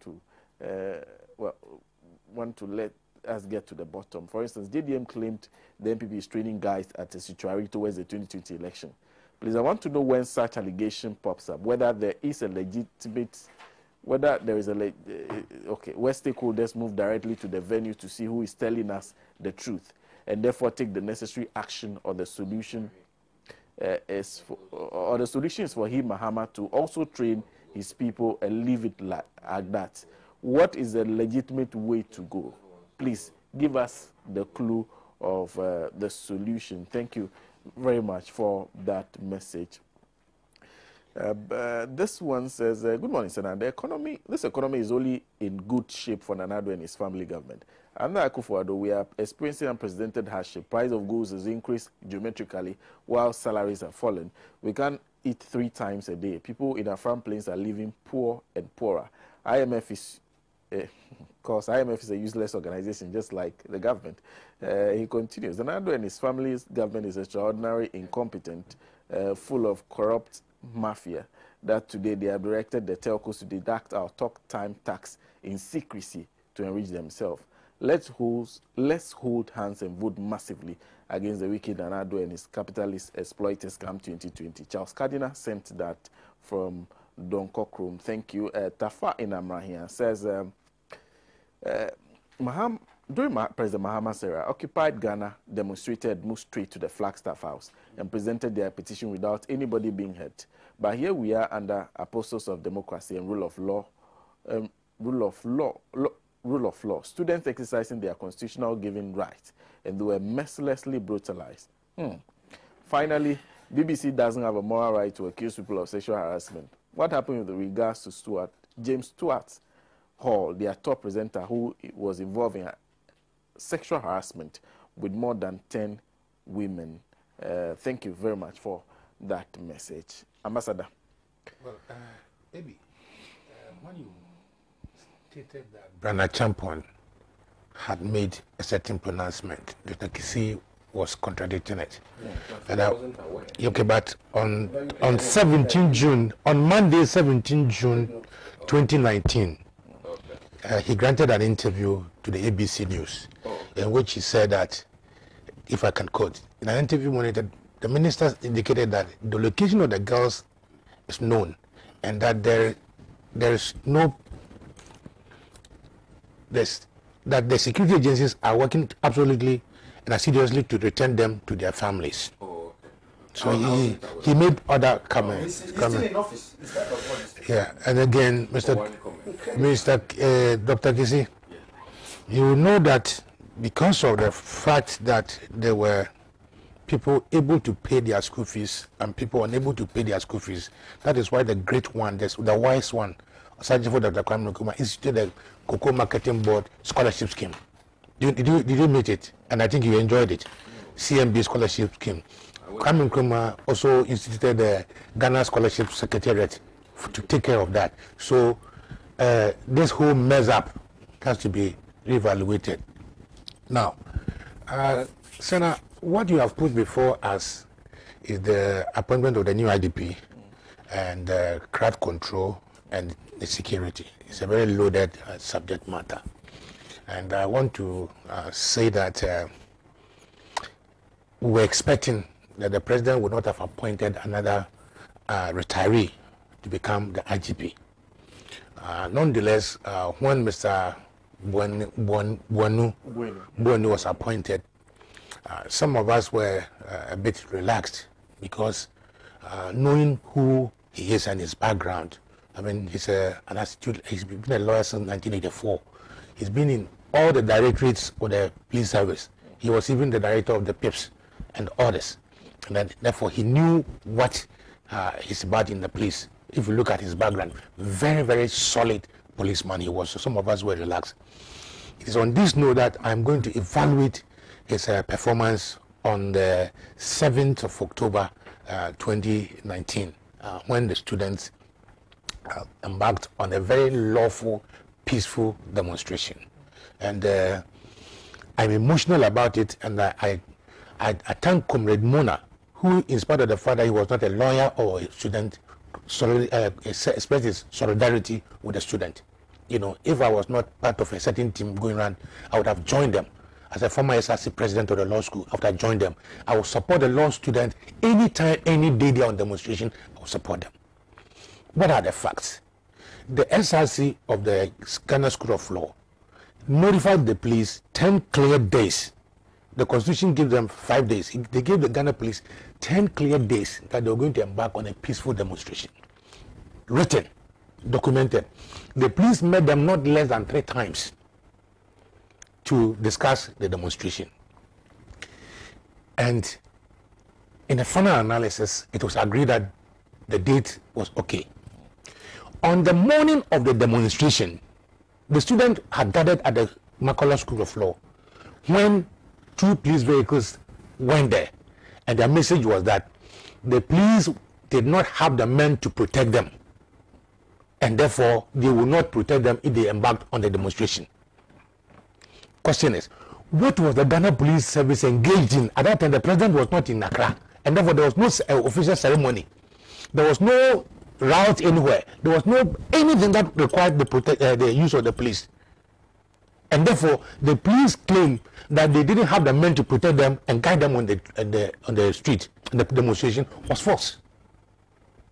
Now, normally when you notify the police, just as Honorable A.B.A. Vicini has said, you are not seeking permission. You are just notifying the police so that the protectors will be protected. The demonstrators themselves will be protected. And that they will also protect those who are likely to join to cause violence. That's how, that is why we apply for the public order, go under the public order.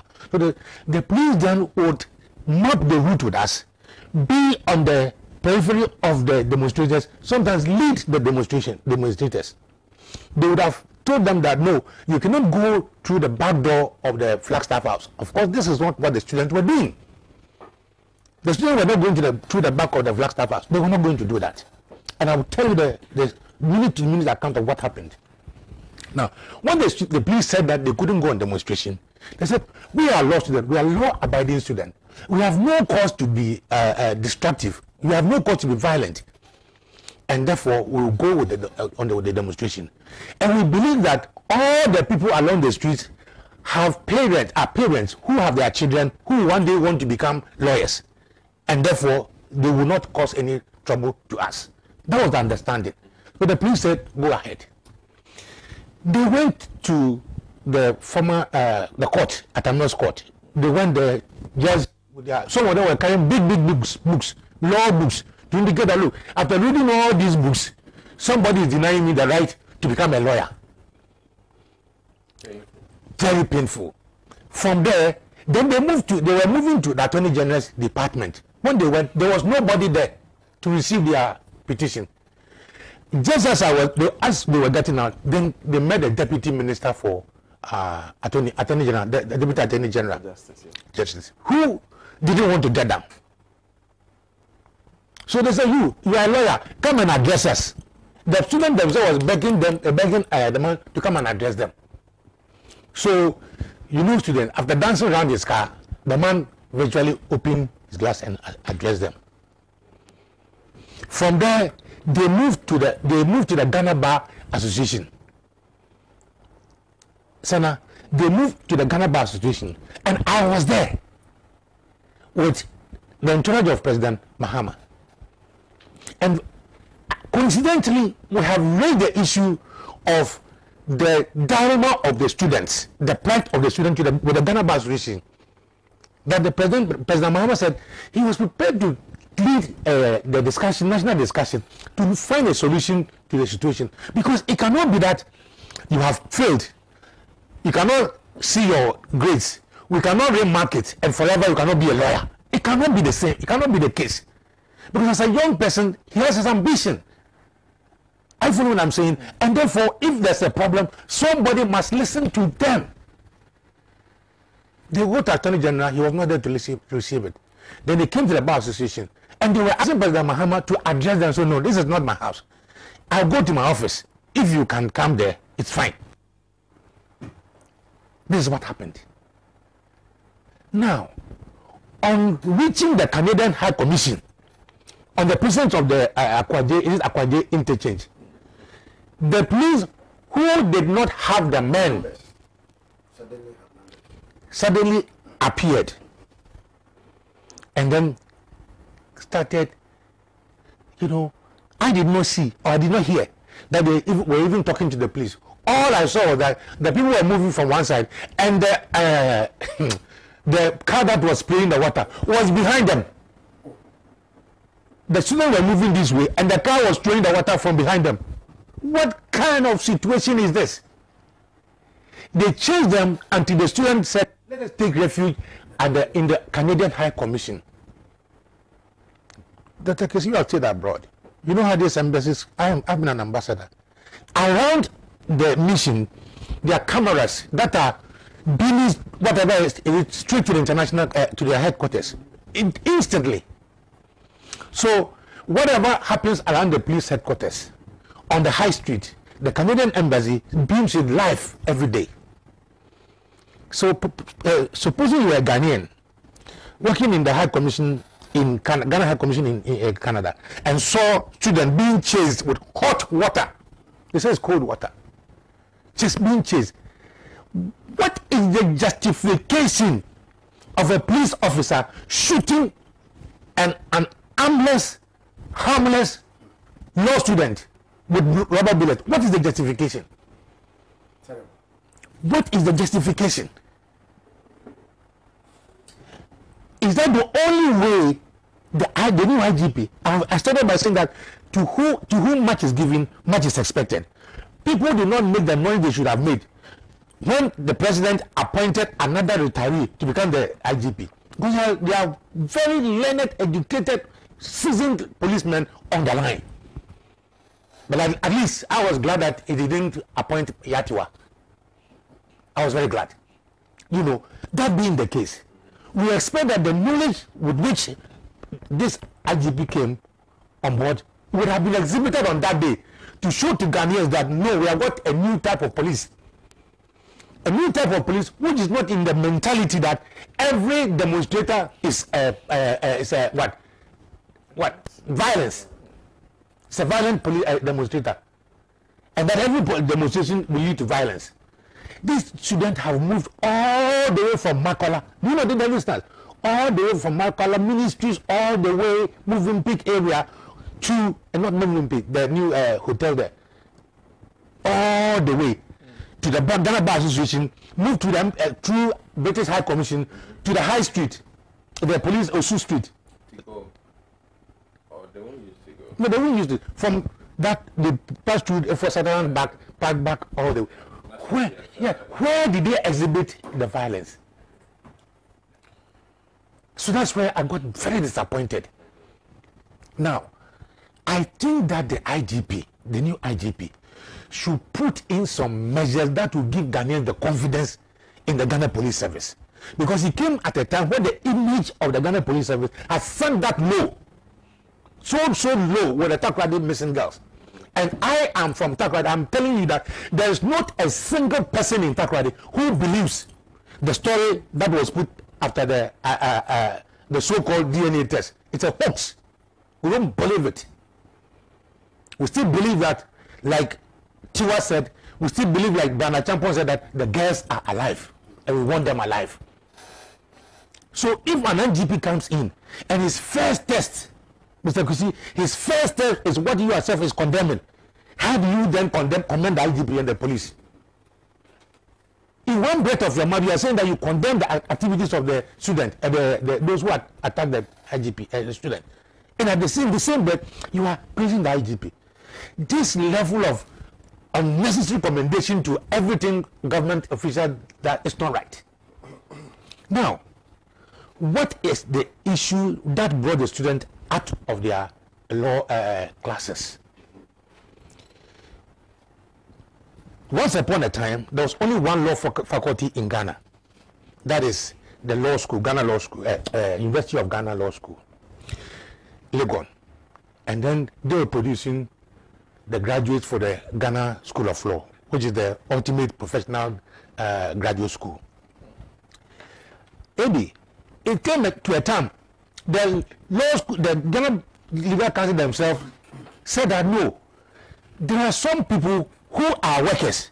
There are some organizations who need their staff to be trained. And now most professions require law.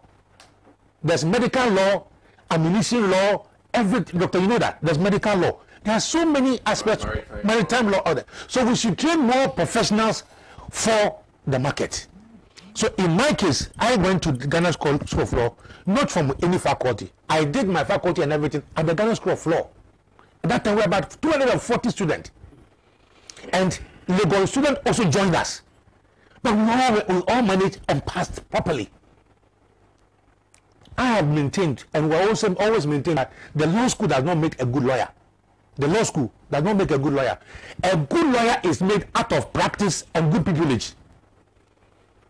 Because the law school will teach you just the substantial law, but how to practice procedures, you learn it under a seasoned lawyer. An apprenticeship. You know, that's why we call it the pupillage.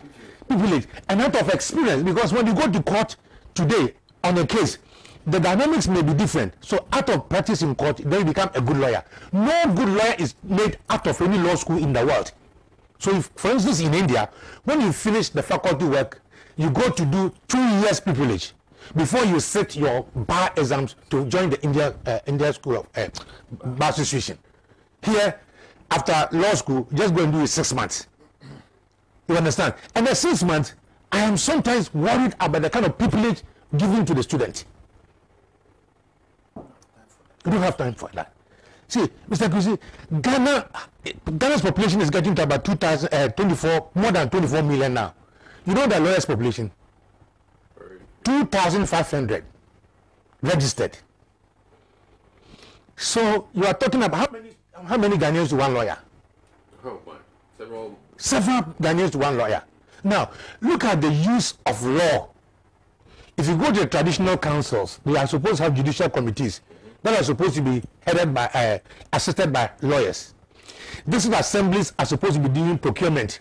They have the Justice and Security Committee. They need lawyers. Okay? If we come to even the ministries, they are all supposed to be serviced by lawyers. If you go to the court now, you see a lawyer carrying about 25 briefs. They will be running from one court to the other. Several delays. So if you have a system that is coming to a stop because of non-availability of lawyers, your attitude ought not to be that when you train more lawyers, then you are sacrificing quality. That is, to me, a very wrong approach to it. You understand? If we say that the mass production will result in bad quality of lawyers, then you are in a way indicting the faculties that are training these lawyers. After this fiasco, are they going to change the faculties in the universities? There are now 14 law schools in Ghana. No, 14 law schools. Is the Chief Justice going to say that he's going to dismiss all the teachers that taught the students to fail? Or we are going to wait for next year and another 1,000 is added? Unfortunately, when the matter came to a crisis, and there was this professor called Professor Azar, he took the matter to court. The Supreme Court ruled that the Ghana General Legal Council didn't have the mandate to do what they were doing. They sent the matter to the Parliament House. Parliament boxed it up and worsened it. Our Parliament, they used their majority in Parliament to box this law. And the law that came out is worse off than the law that existed. Dr. Ademakukisi, your kid black brother from Kou struggles through Legon, struggles through all the universities, and that he can never attain his dream. Do you know what will happen? Frustration, and out of frustration, suicide. Hope is not enough in this situation. Because those who graduated this year have left those who didn't graduate at all. Meanwhile, new class have joined the professional group now. They are also going to compete. And if now you're going to pass 6, the numbers are going to increase of failures to 2,000 plus. Dr. Kisi, is that what our youth in this country deserve? I think... Meanwhile, those who are judges, now, some of them went to the university with grade ye as in elephant. You didn't hear that? He said ye as in Ye. Some went to the university with grade ye And who says that they are not bad judges? Who says that? That is the reason why there are appeal system, isn't it? You go to circuit court, you are not satisfied, you come to high court, on and on and on. Because the law itself recognizes that all levels of intelligence of the law, they are not the same. You understand? So you cannot say that because of disciplinary cases before the Judicial Council, the Justice and Security Committee, because there's discipline cases, then they are bad lawyers. They are bad judges as well. Recently, the Chief Justice himself had to dismiss some judges. Isn't this the case? For incompetence. So why are you targeting a young man whose dream is to become a lawyer just because somebody has been indisciplined? Who says that the 1,000-something people that failed because they failed because of the system? They failed because of the attitude of the Chief Justice. I dare say this as a lawyer. They failed because of the attitude of the Chief Justice. Listen to the Chief Justice. Those of you who have been talking about more lawyers, please be reminded that as long as I have something to do with the law, we will not encourage mass production. That's the Chief Justice. Now, Mr. Kisi, you have stayed outside. Does all the basic Jaguar being produced, the Jaguar that are being produced in mass, are they all of bad quality?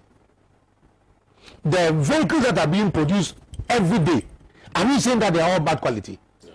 If we are producing a lot of items, what is important is quality control. Not so, yeah. Quality control and testing. You can't put students to school collecting their fees. It's about $10,000 to become a lawyer. Knowing that you have room for only 6-7 lawyers, then you admit 7,000 plus, only for admission to be 6 of them to be recruited. Is it not fraud? Something has to be done. Is it not fraud? What pains me most is that we have a lawyer president.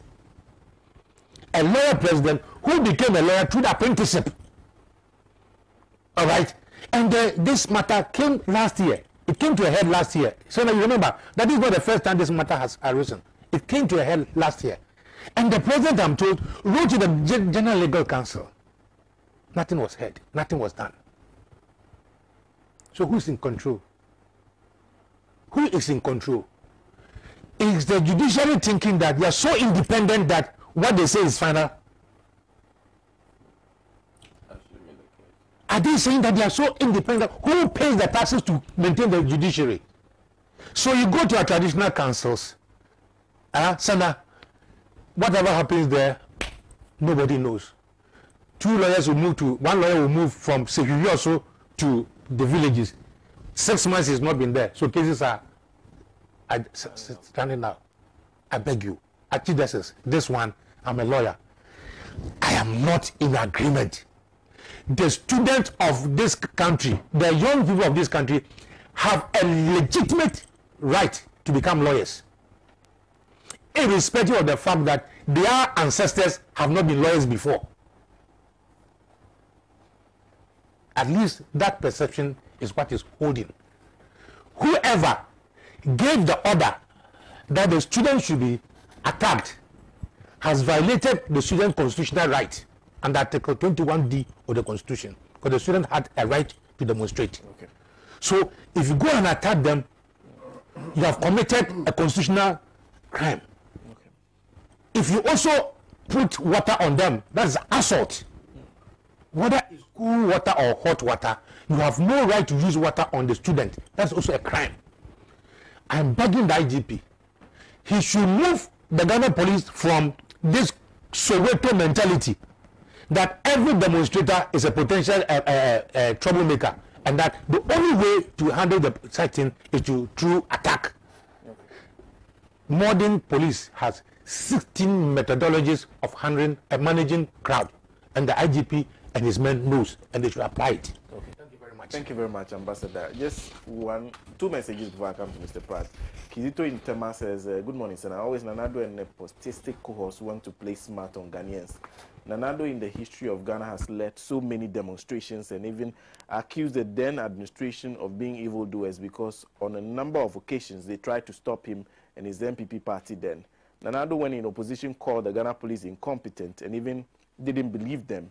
Now he's using them to execute his evil deeds. The president and the NPP government have mismanaged the whole country and its economy.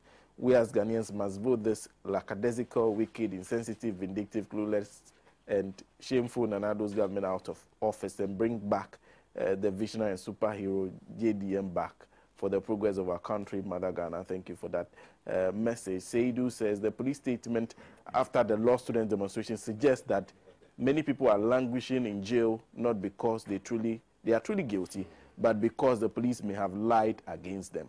The statement was needless and a complete farce. Mr. Pratt. Well, today, if you look around Ghana, you find all these otherwise distinguished ladies and gentlemen wearing wigs and gowns and sometimes bibs and so on, and strutting, all over the place. You'll find that amongst these men and women were those who got to that height through apprenticeship, or what is known in local parlance as apranke.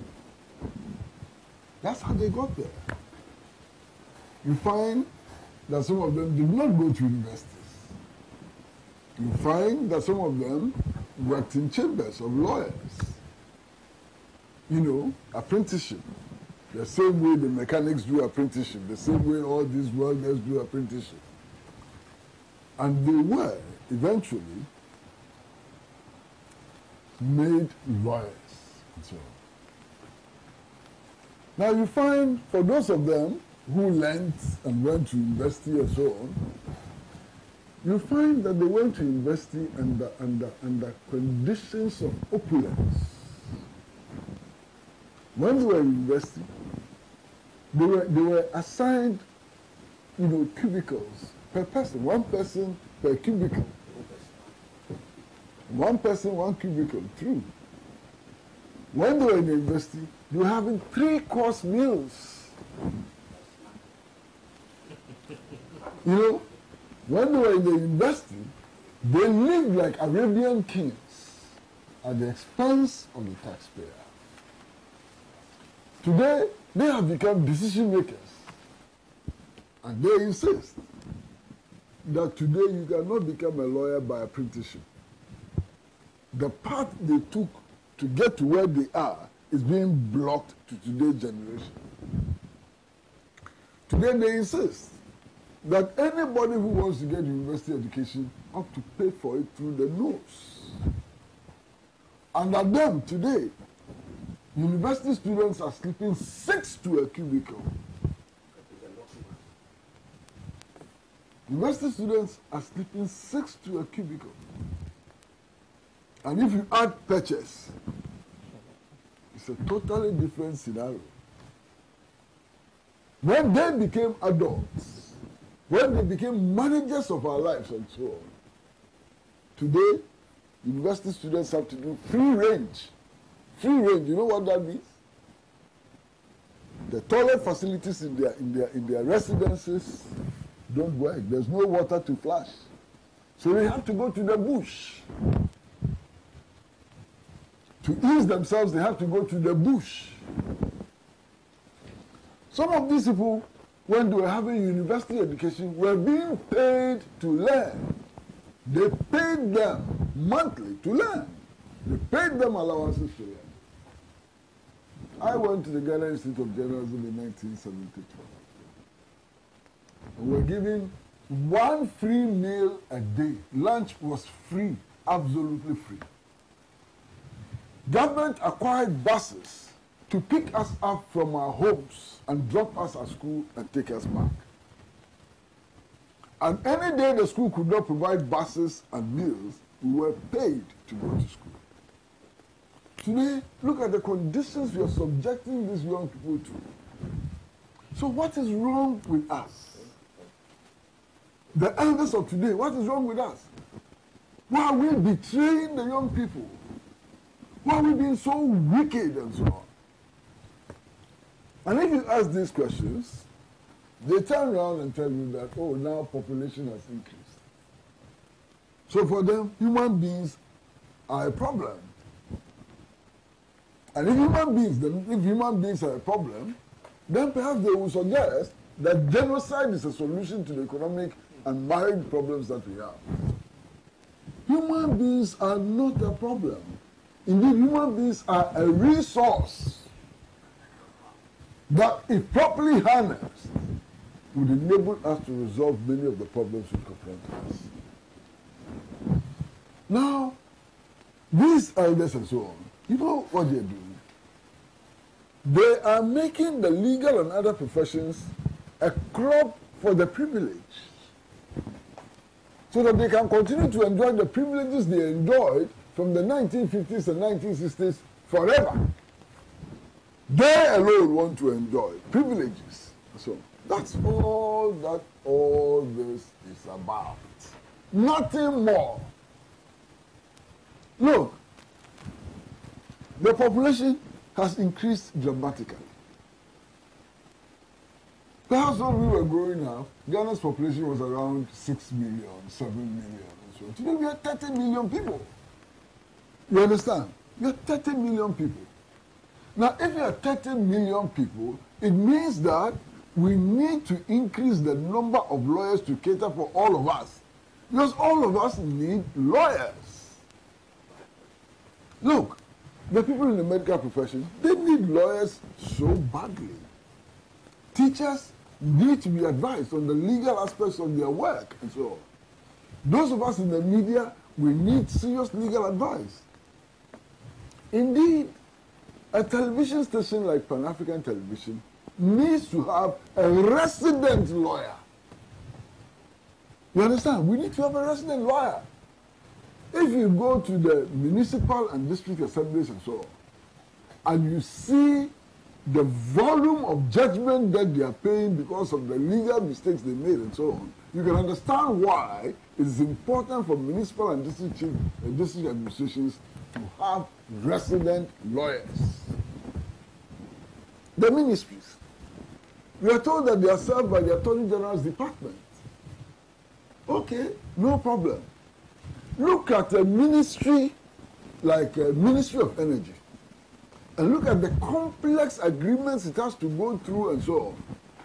Why can't we have a team of resident lawyers in the Ministry of Energy to deal with the legal problems and so on? Now, on the other side, we have leaders who actually travel outside this country and go and sign agreements and come back and tell us that the agreement was in German and therefore they didn't read it. These leaders, if they have proper legal advice, would understand that appending your signature to an agreement, you cannot append your signature to an agreement you haven't read and haven't understood, and so on. So the need for lawyers is phenomenal. We need a lot of lawyers. Now, typical of us, we have come to the conclusion that a lot more institutions should teach law to the bachelor's level, LLB. But the professional course, they must all go in one Dododogo line to Makwala. So you have created a bottleneck at that point. You have deliberately created a bottleneck which only allows a few people to pass through. So you have a situation where if 1,000 students sit for an examination, 900 and something fail. That's a problem. If you have that level of failure, you can only explain it by way of the fact that the instruction at the university, the way they teach law at the university is problematic, or that the standards set by the Ghana Law School are really problematic, or both. There's no other way. We have a situation where some of the most brilliant students who go through our universities and actually pass with distinction their bachelor examinations fail at the Ghana Law School. How is that possible? So something is wrong with the educational system. And if something is wrong with the educational system, that which is wrong needs to be corrected. You understand? For me, there's something which is so baffling. I think it was one of you who mentioned Professor Koku Asare, who actually went to the Supreme Court arguing that the current regime for law education was unconstitutional. The Supreme Court accepted that it was unconstitutional. You know what the General Legal Council did? Rather than accept the decision of the Supreme Court and back down, they then now came with a law to correct what they had been doing all the time.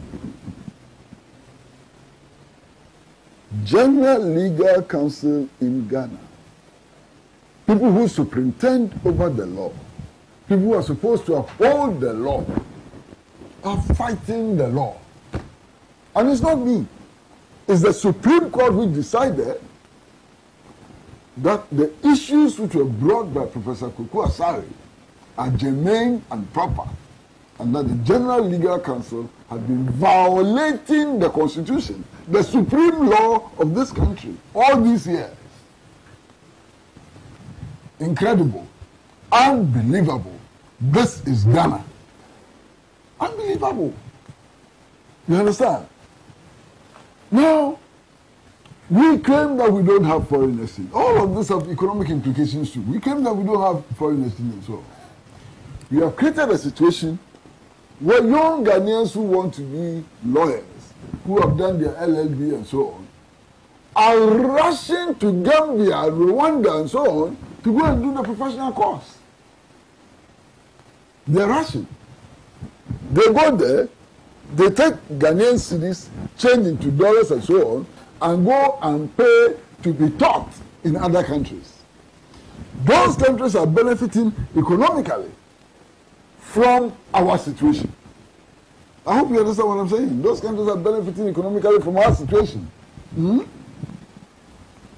This thing started, there was a boom for people who were promoting education in other countries and so on. Then very quickly the Ghanaian authorities say, oh, now crowd, if you go and make your law in Rwanda and Gambia, we will not accept that one too. They say they won't accept it.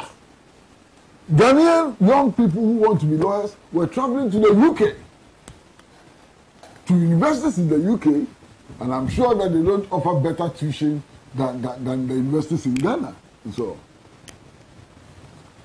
my brother, I think that is not the end. I mean, it's not just about the law.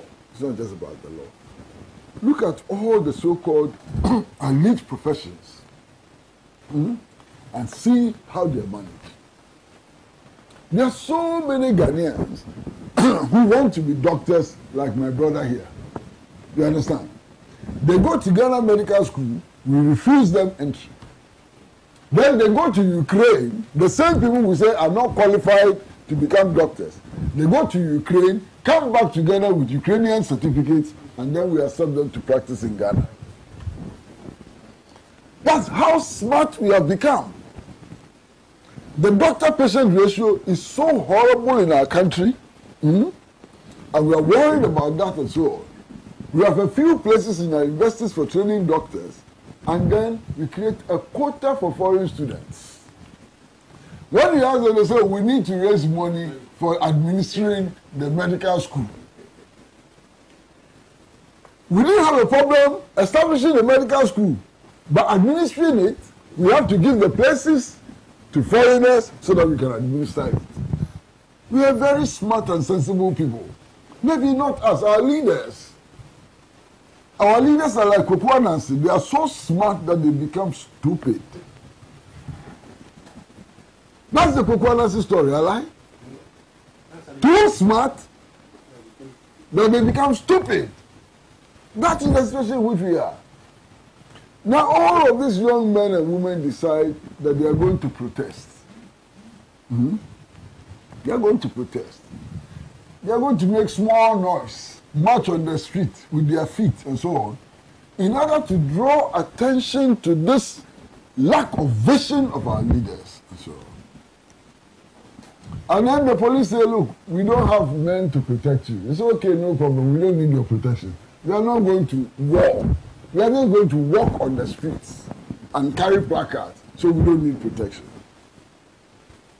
And then in the middle of all this, the police sprayed them not with water, but hot water. And they fired rubber bullets at them. And I saw some of the injuries with my naked eye. Now people think that rubber bullets are like, they kill. Rubber bullets kill. They killed in several dispensations. They fire rubber bullets at them and spray them with hot water. But you know the most interesting thing? The route that these students took is the same route that Occupy Ghana took when President Mahama was sitting in the Flagstaff House. Who sprayed them with hot water? Who fired them with rubber bullets? And in those days, if the police had sprayed hot water and fired rubber bullets, you could have heard the how do they call it? The uproar in those days. But today, it is okay. Spray them with hot water, fire rubber bullets, and so on. I mean, it's okay. Today, what was wrong yesterday is excellent today. All the things that were wrong yesterday are excellent today. What is wrong? Why can't we have one standard? One standard for everybody, one standard for everything, and so on. That is what will give us a certain level of consistency. We don't have any level of consistency, and so on. A lot of people have linked this with the appointment of the Inspector General of Police, and so on. I would not make any such direct link. There are many problems with the appointment of the Inspector General. There are very good reasons why questions should be raised about the appointment of the Inspector General and so on. But I'm quite sure that the order to spray these students with hot water and so on did not come from the Inspector General. You can check. What? The students will tell you that they were told that there was an order from above. The policeman said it was an order from above. You need to find where that above is. That above, for all you know, could have been the Flagstaff House. And so, oh, for me, it is still Flagstaff House.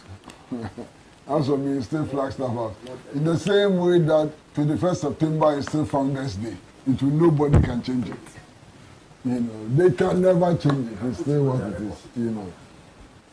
But you know, my brother, I think the question to ask is how come that the police service can be manipulated to achieve political ends? And that's not a problem with MPPO. That's a problem that has existed for a very long time. And I can tell you with all honesty that, my brother, since 1992, every Inspector General of Police has known that his destiny or her destiny is tied to the lifespan of the sitting government. That's the problem. So this Inspector General of Police knows that tomorrow morning, if the people of Ghana vote against the Akufo-Addo administration, he's going home. Do you think that he would like to do something to send them home? Because he will go home with them. That is the problem. You understand? There is no security of tenure for heads of our security institutions. And because there is no security of tenure for heads of our security institutions, they tend to ride on the bandwagon of governing political parties. And that's a huge problem. In any case, why is it that we have developed this love for retired police officers. Every government comes, the police officer they will make IGP is about to retire or has retired. And there are other people in the system who qualify, sometimes even maybe more than qualify more than the people they give those positions to. What is the problem? If it is not to introduce crude partisanship into the security services. You remember some time ago, you had party police. You understand? You had party police. Today, is that phenomenon over? It is not. Why? I am told that if you go into the BNI today, there is some crisis. Because they are the professionals and they are the party people. And they know themselves.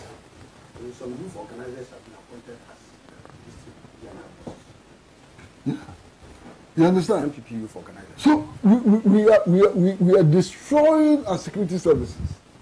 Today, if you go into the Ghana Armed Forces, they know themselves, they know who is MPP and who is NDC, and so on.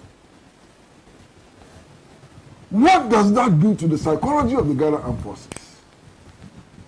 What does that do to the Ghana Armed Forces as a fighting unit dedicated to protecting and preserving our sovereignty? What does that do to the Ghana Armed Forces, which is supposed to remain apolitical? So, these are fundamental questions that we should ask. Of course, we have asked these questions many, many times. We all know the answers, but nobody wants to act on them.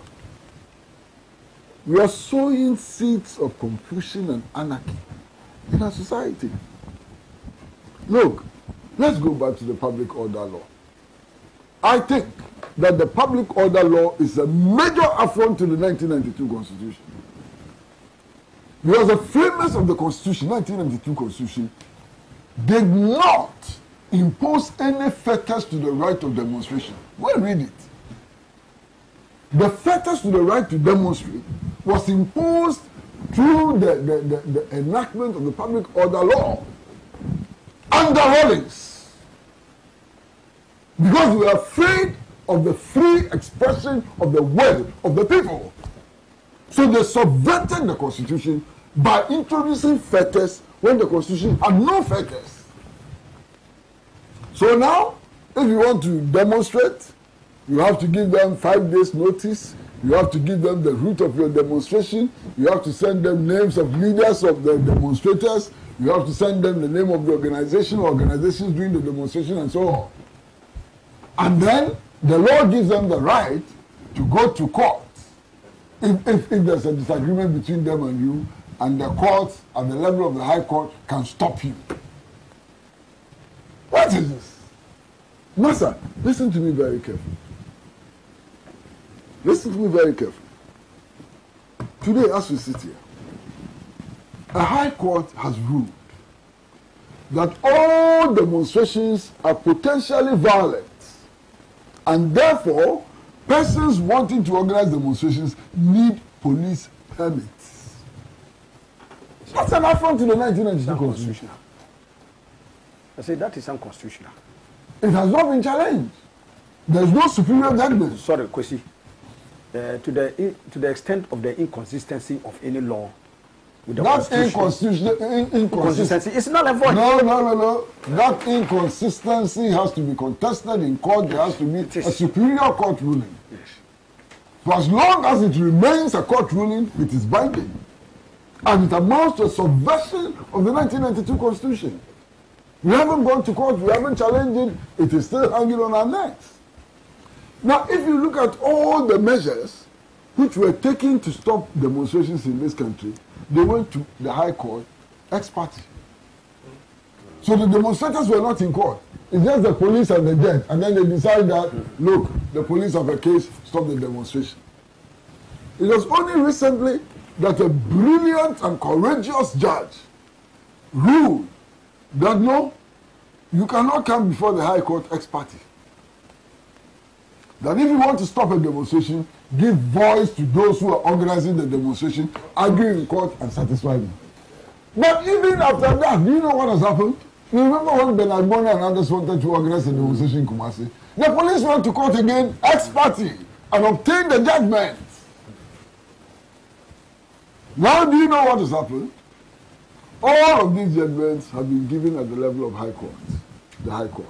Of course, the lawyers know that no High Court judge is bound by the decision of another High Court judge. You understand? And that it is only at the Court of Appeal that High Court decisions can be reviewed. So you have a judge sitting in the High Court who has ruled that indeed you can't come to me ex parte, and that all the parties need to come and argue their case. Another judge has agreed that you can come to me ex parte, and created substantial confusion around the right to demonstrate, which needs to be challenged. You understand? Look, it is not just about demonstrations. There's a High Court ruling today, still valid, which says that employers are under no obligation to give reasons for sacking employees. That if you employ somebody and want to sack the person, you are not under obligation to give reasons. So how then do you determine capricious dismissals and so on? How do you determine it if you are not under obligation to give reasons? And the trade unions have sat down for this judgment to persist up to today. The trade unions have not challenged this judgment in court. So the rights of workers are eroding. The rights of demonstrators are eroding. Students demonstrating are being sprayed with hot water and they are being fired with rubber bullets and so on. And we are sitting there. We fought in this country to open up the political space. We fought for constitutional rule. People died and so on. After waging all of these battles, we are sitting down and just in front of our eyes, the rights are being taken away one after the other. Today, solidarity strikes are banned. Workers can no longer hold solidarity strikes. The check-off system is being attacked. The trade unions are being attacked. And we're all sitting down, watching. We've opened our eyes widely, watching. And the rights we fought for and gained are being whittled away one after the other. I'm a deeply worried person. Something must happen. Something must happen in order to restore these democratic rights to our people. And what happened to the law students is an indication of the reverses we are suffering. And it is worse. When these things happen, when the head of state happens to be a lawyer himself, that's troubling. That's worrying. That is exceedingly worrying. You understand? Look, today, we have decided to close down media houses, radio stations. And we are saying that we are closing them down because they have not met their financial and legal obligations. What are these financial and legal obligations? That they did not pay their licensing fees. Alright? We are the same people who are giving these frequencies for free. Free, absolutely. To foreigners who have more money than us. We are giving the frequencies for free. Let's wake up. Let's think. Let's become responsible. If frequencies can be given for free to foreigners whose mission is to kill and destroy and maim, why can't we make it available to indigenous Ghanaians whose duty is to inform, even if you don't like the information they are passing on? And these things should not be happening under Nana Addo Dankwa Akufo-Addo, His Excellency. Why? We work together to organize the Kumipreku demonstration. We work together to organize the Semi-Preku demonstration. We were in Kumasi, we were in Tamale. We put the largest number of demonstrators ever in this country to guarantee the rights of our people. If he has become president today, he should live by the values we espoused in those days. We are not talking about a century ago. It was in 1995. People died, Ahunu Wanga and others died for us to get here. I'm very deeply worried about what is happening. Thank you very much, Mr. Pratt. And, well, we are way past time, and that should be ending our discussion. Just a couple of messages, then we'll close. This one says, a clearing agent cannot be trusted on anything he says. The challenge to him to show proof of burning the comprehensive satanic education document is a legitimate call. It highlights the fact that well-meaning Ghanaians don't trust clearing agent and his corrupt MPP government. The gross dishonesty exhibited by the presidency and his corrupt government appointees is unprecedented. In any serious democracy, Ghanaians should have been considering impeaching Akufo-Addo for consistently violating the oath he swore on 7 January 2017. A vote for MPP in 2020 is an endorsement of CSE and its automatic implementation in 2021. Let us wake up. Musa Abato and Kumasi says, Senator, the appointment of the new IGP is just a waste of taxpayers' money. I totally disagree with GBA on the mass failure. I don't know whether the GBA exists or not, because since MPP assumed the reign of this country, they've gone to coma and all of a sudden woken up because the issue has to do with lawyers, hypocrisy, and dishonesty will kill some people in this country. I find it difficult to understand after passing law exams, one needs to go through an interview before you are called to the bar. It's never done in any part of the world. As incoming President Mahama said, we would reform legal system to suit current generation. The mass failure is unacceptable. This one from Wilson in Domi, Paraku says, good morning, Mr. Host. May I know when Radio Gold will commence broadcasting? Is it a procedural default or any other infractions which cannot be corrected within our current constitutional and democratic dispensation? Thank you very much, Wilson, for that message. Good morning, sir. Now, please, my name is Asare Bride from Kumasi. The MPP think they are the only wise human beings in this country. The population of Ghana is growing and must go with increasing lawyers. So why is the Chief Justice saying no mass production of lawyers? I hope nobody blocked her chance of realizing her dream as a lawyer. The Education Minister, Dr. Matthew Poku-Prempeh, also said teaching is not for everybody and introduced the teacher licensure examination, which when you fail upon 3 attempts, your dream of becoming a teacher is over for you.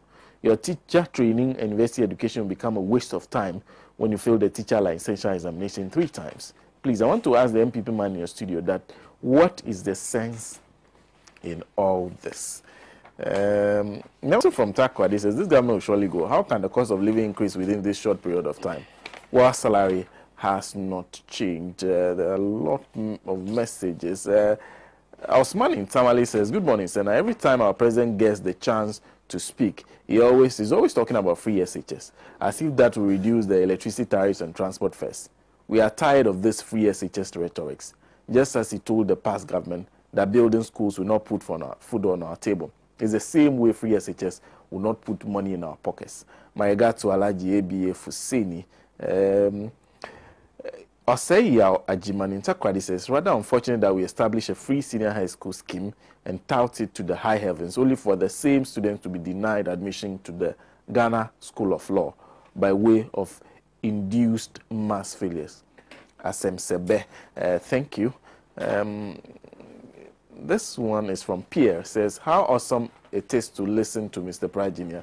His in-depth analysis of issue makes me want to listen to him all the time. His objectivity is such a treat. I admire so much. Thank you for that message. Good morning, Senator. How good is free SHS if its products cannot become lawyers in the name of I won't allow mass production of lawyers? Indeed, free SHS is for votes. Senator, good morning, comrade. One, any government who wants good for this, our beloved country, should use Kofi Boakye as IGP.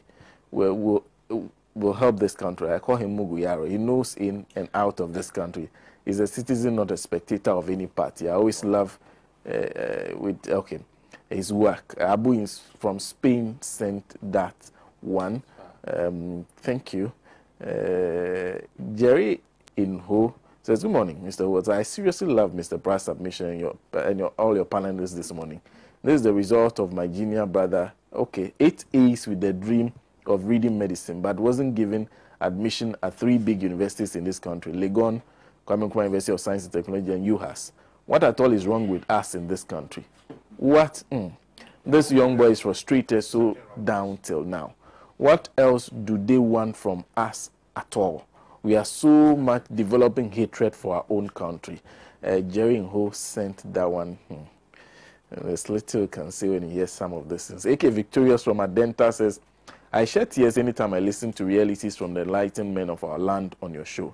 Thank you, Pan-African TV. Thank you for making time to watch the program. Your appear from Amasama says, good morning, I'm a regular listener of the program. My problem is, can the nation rise up against these politicians?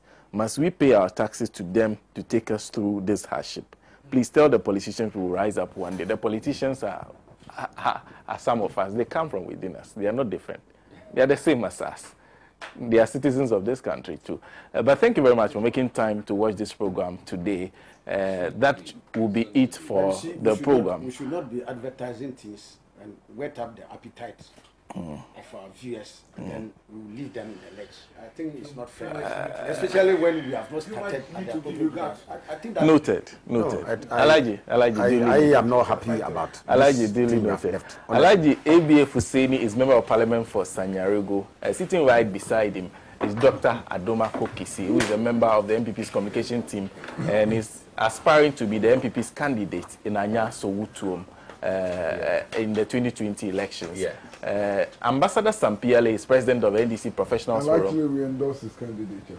Yes, we all do. He's part of us. We have no choice. He's part of the family. We all do. And not just that he's part of the family, he also is objective and good. except from today. Well, so Mr. Kwesi Jr. is manager editor of the Inside newspaper. My name is Senna Nombo. A big thank you to my panelists. A big thank you to the production crew here at Pan-African TV, Tijani and the rest of the guys. And also a big thank you to the guys back at Ahunto 92.3 FM. A big thank you to the several affiliates radio stations across the country that picked us. If you watch us through Facebook, grateful. We are back same time next week. Have a wonderful week.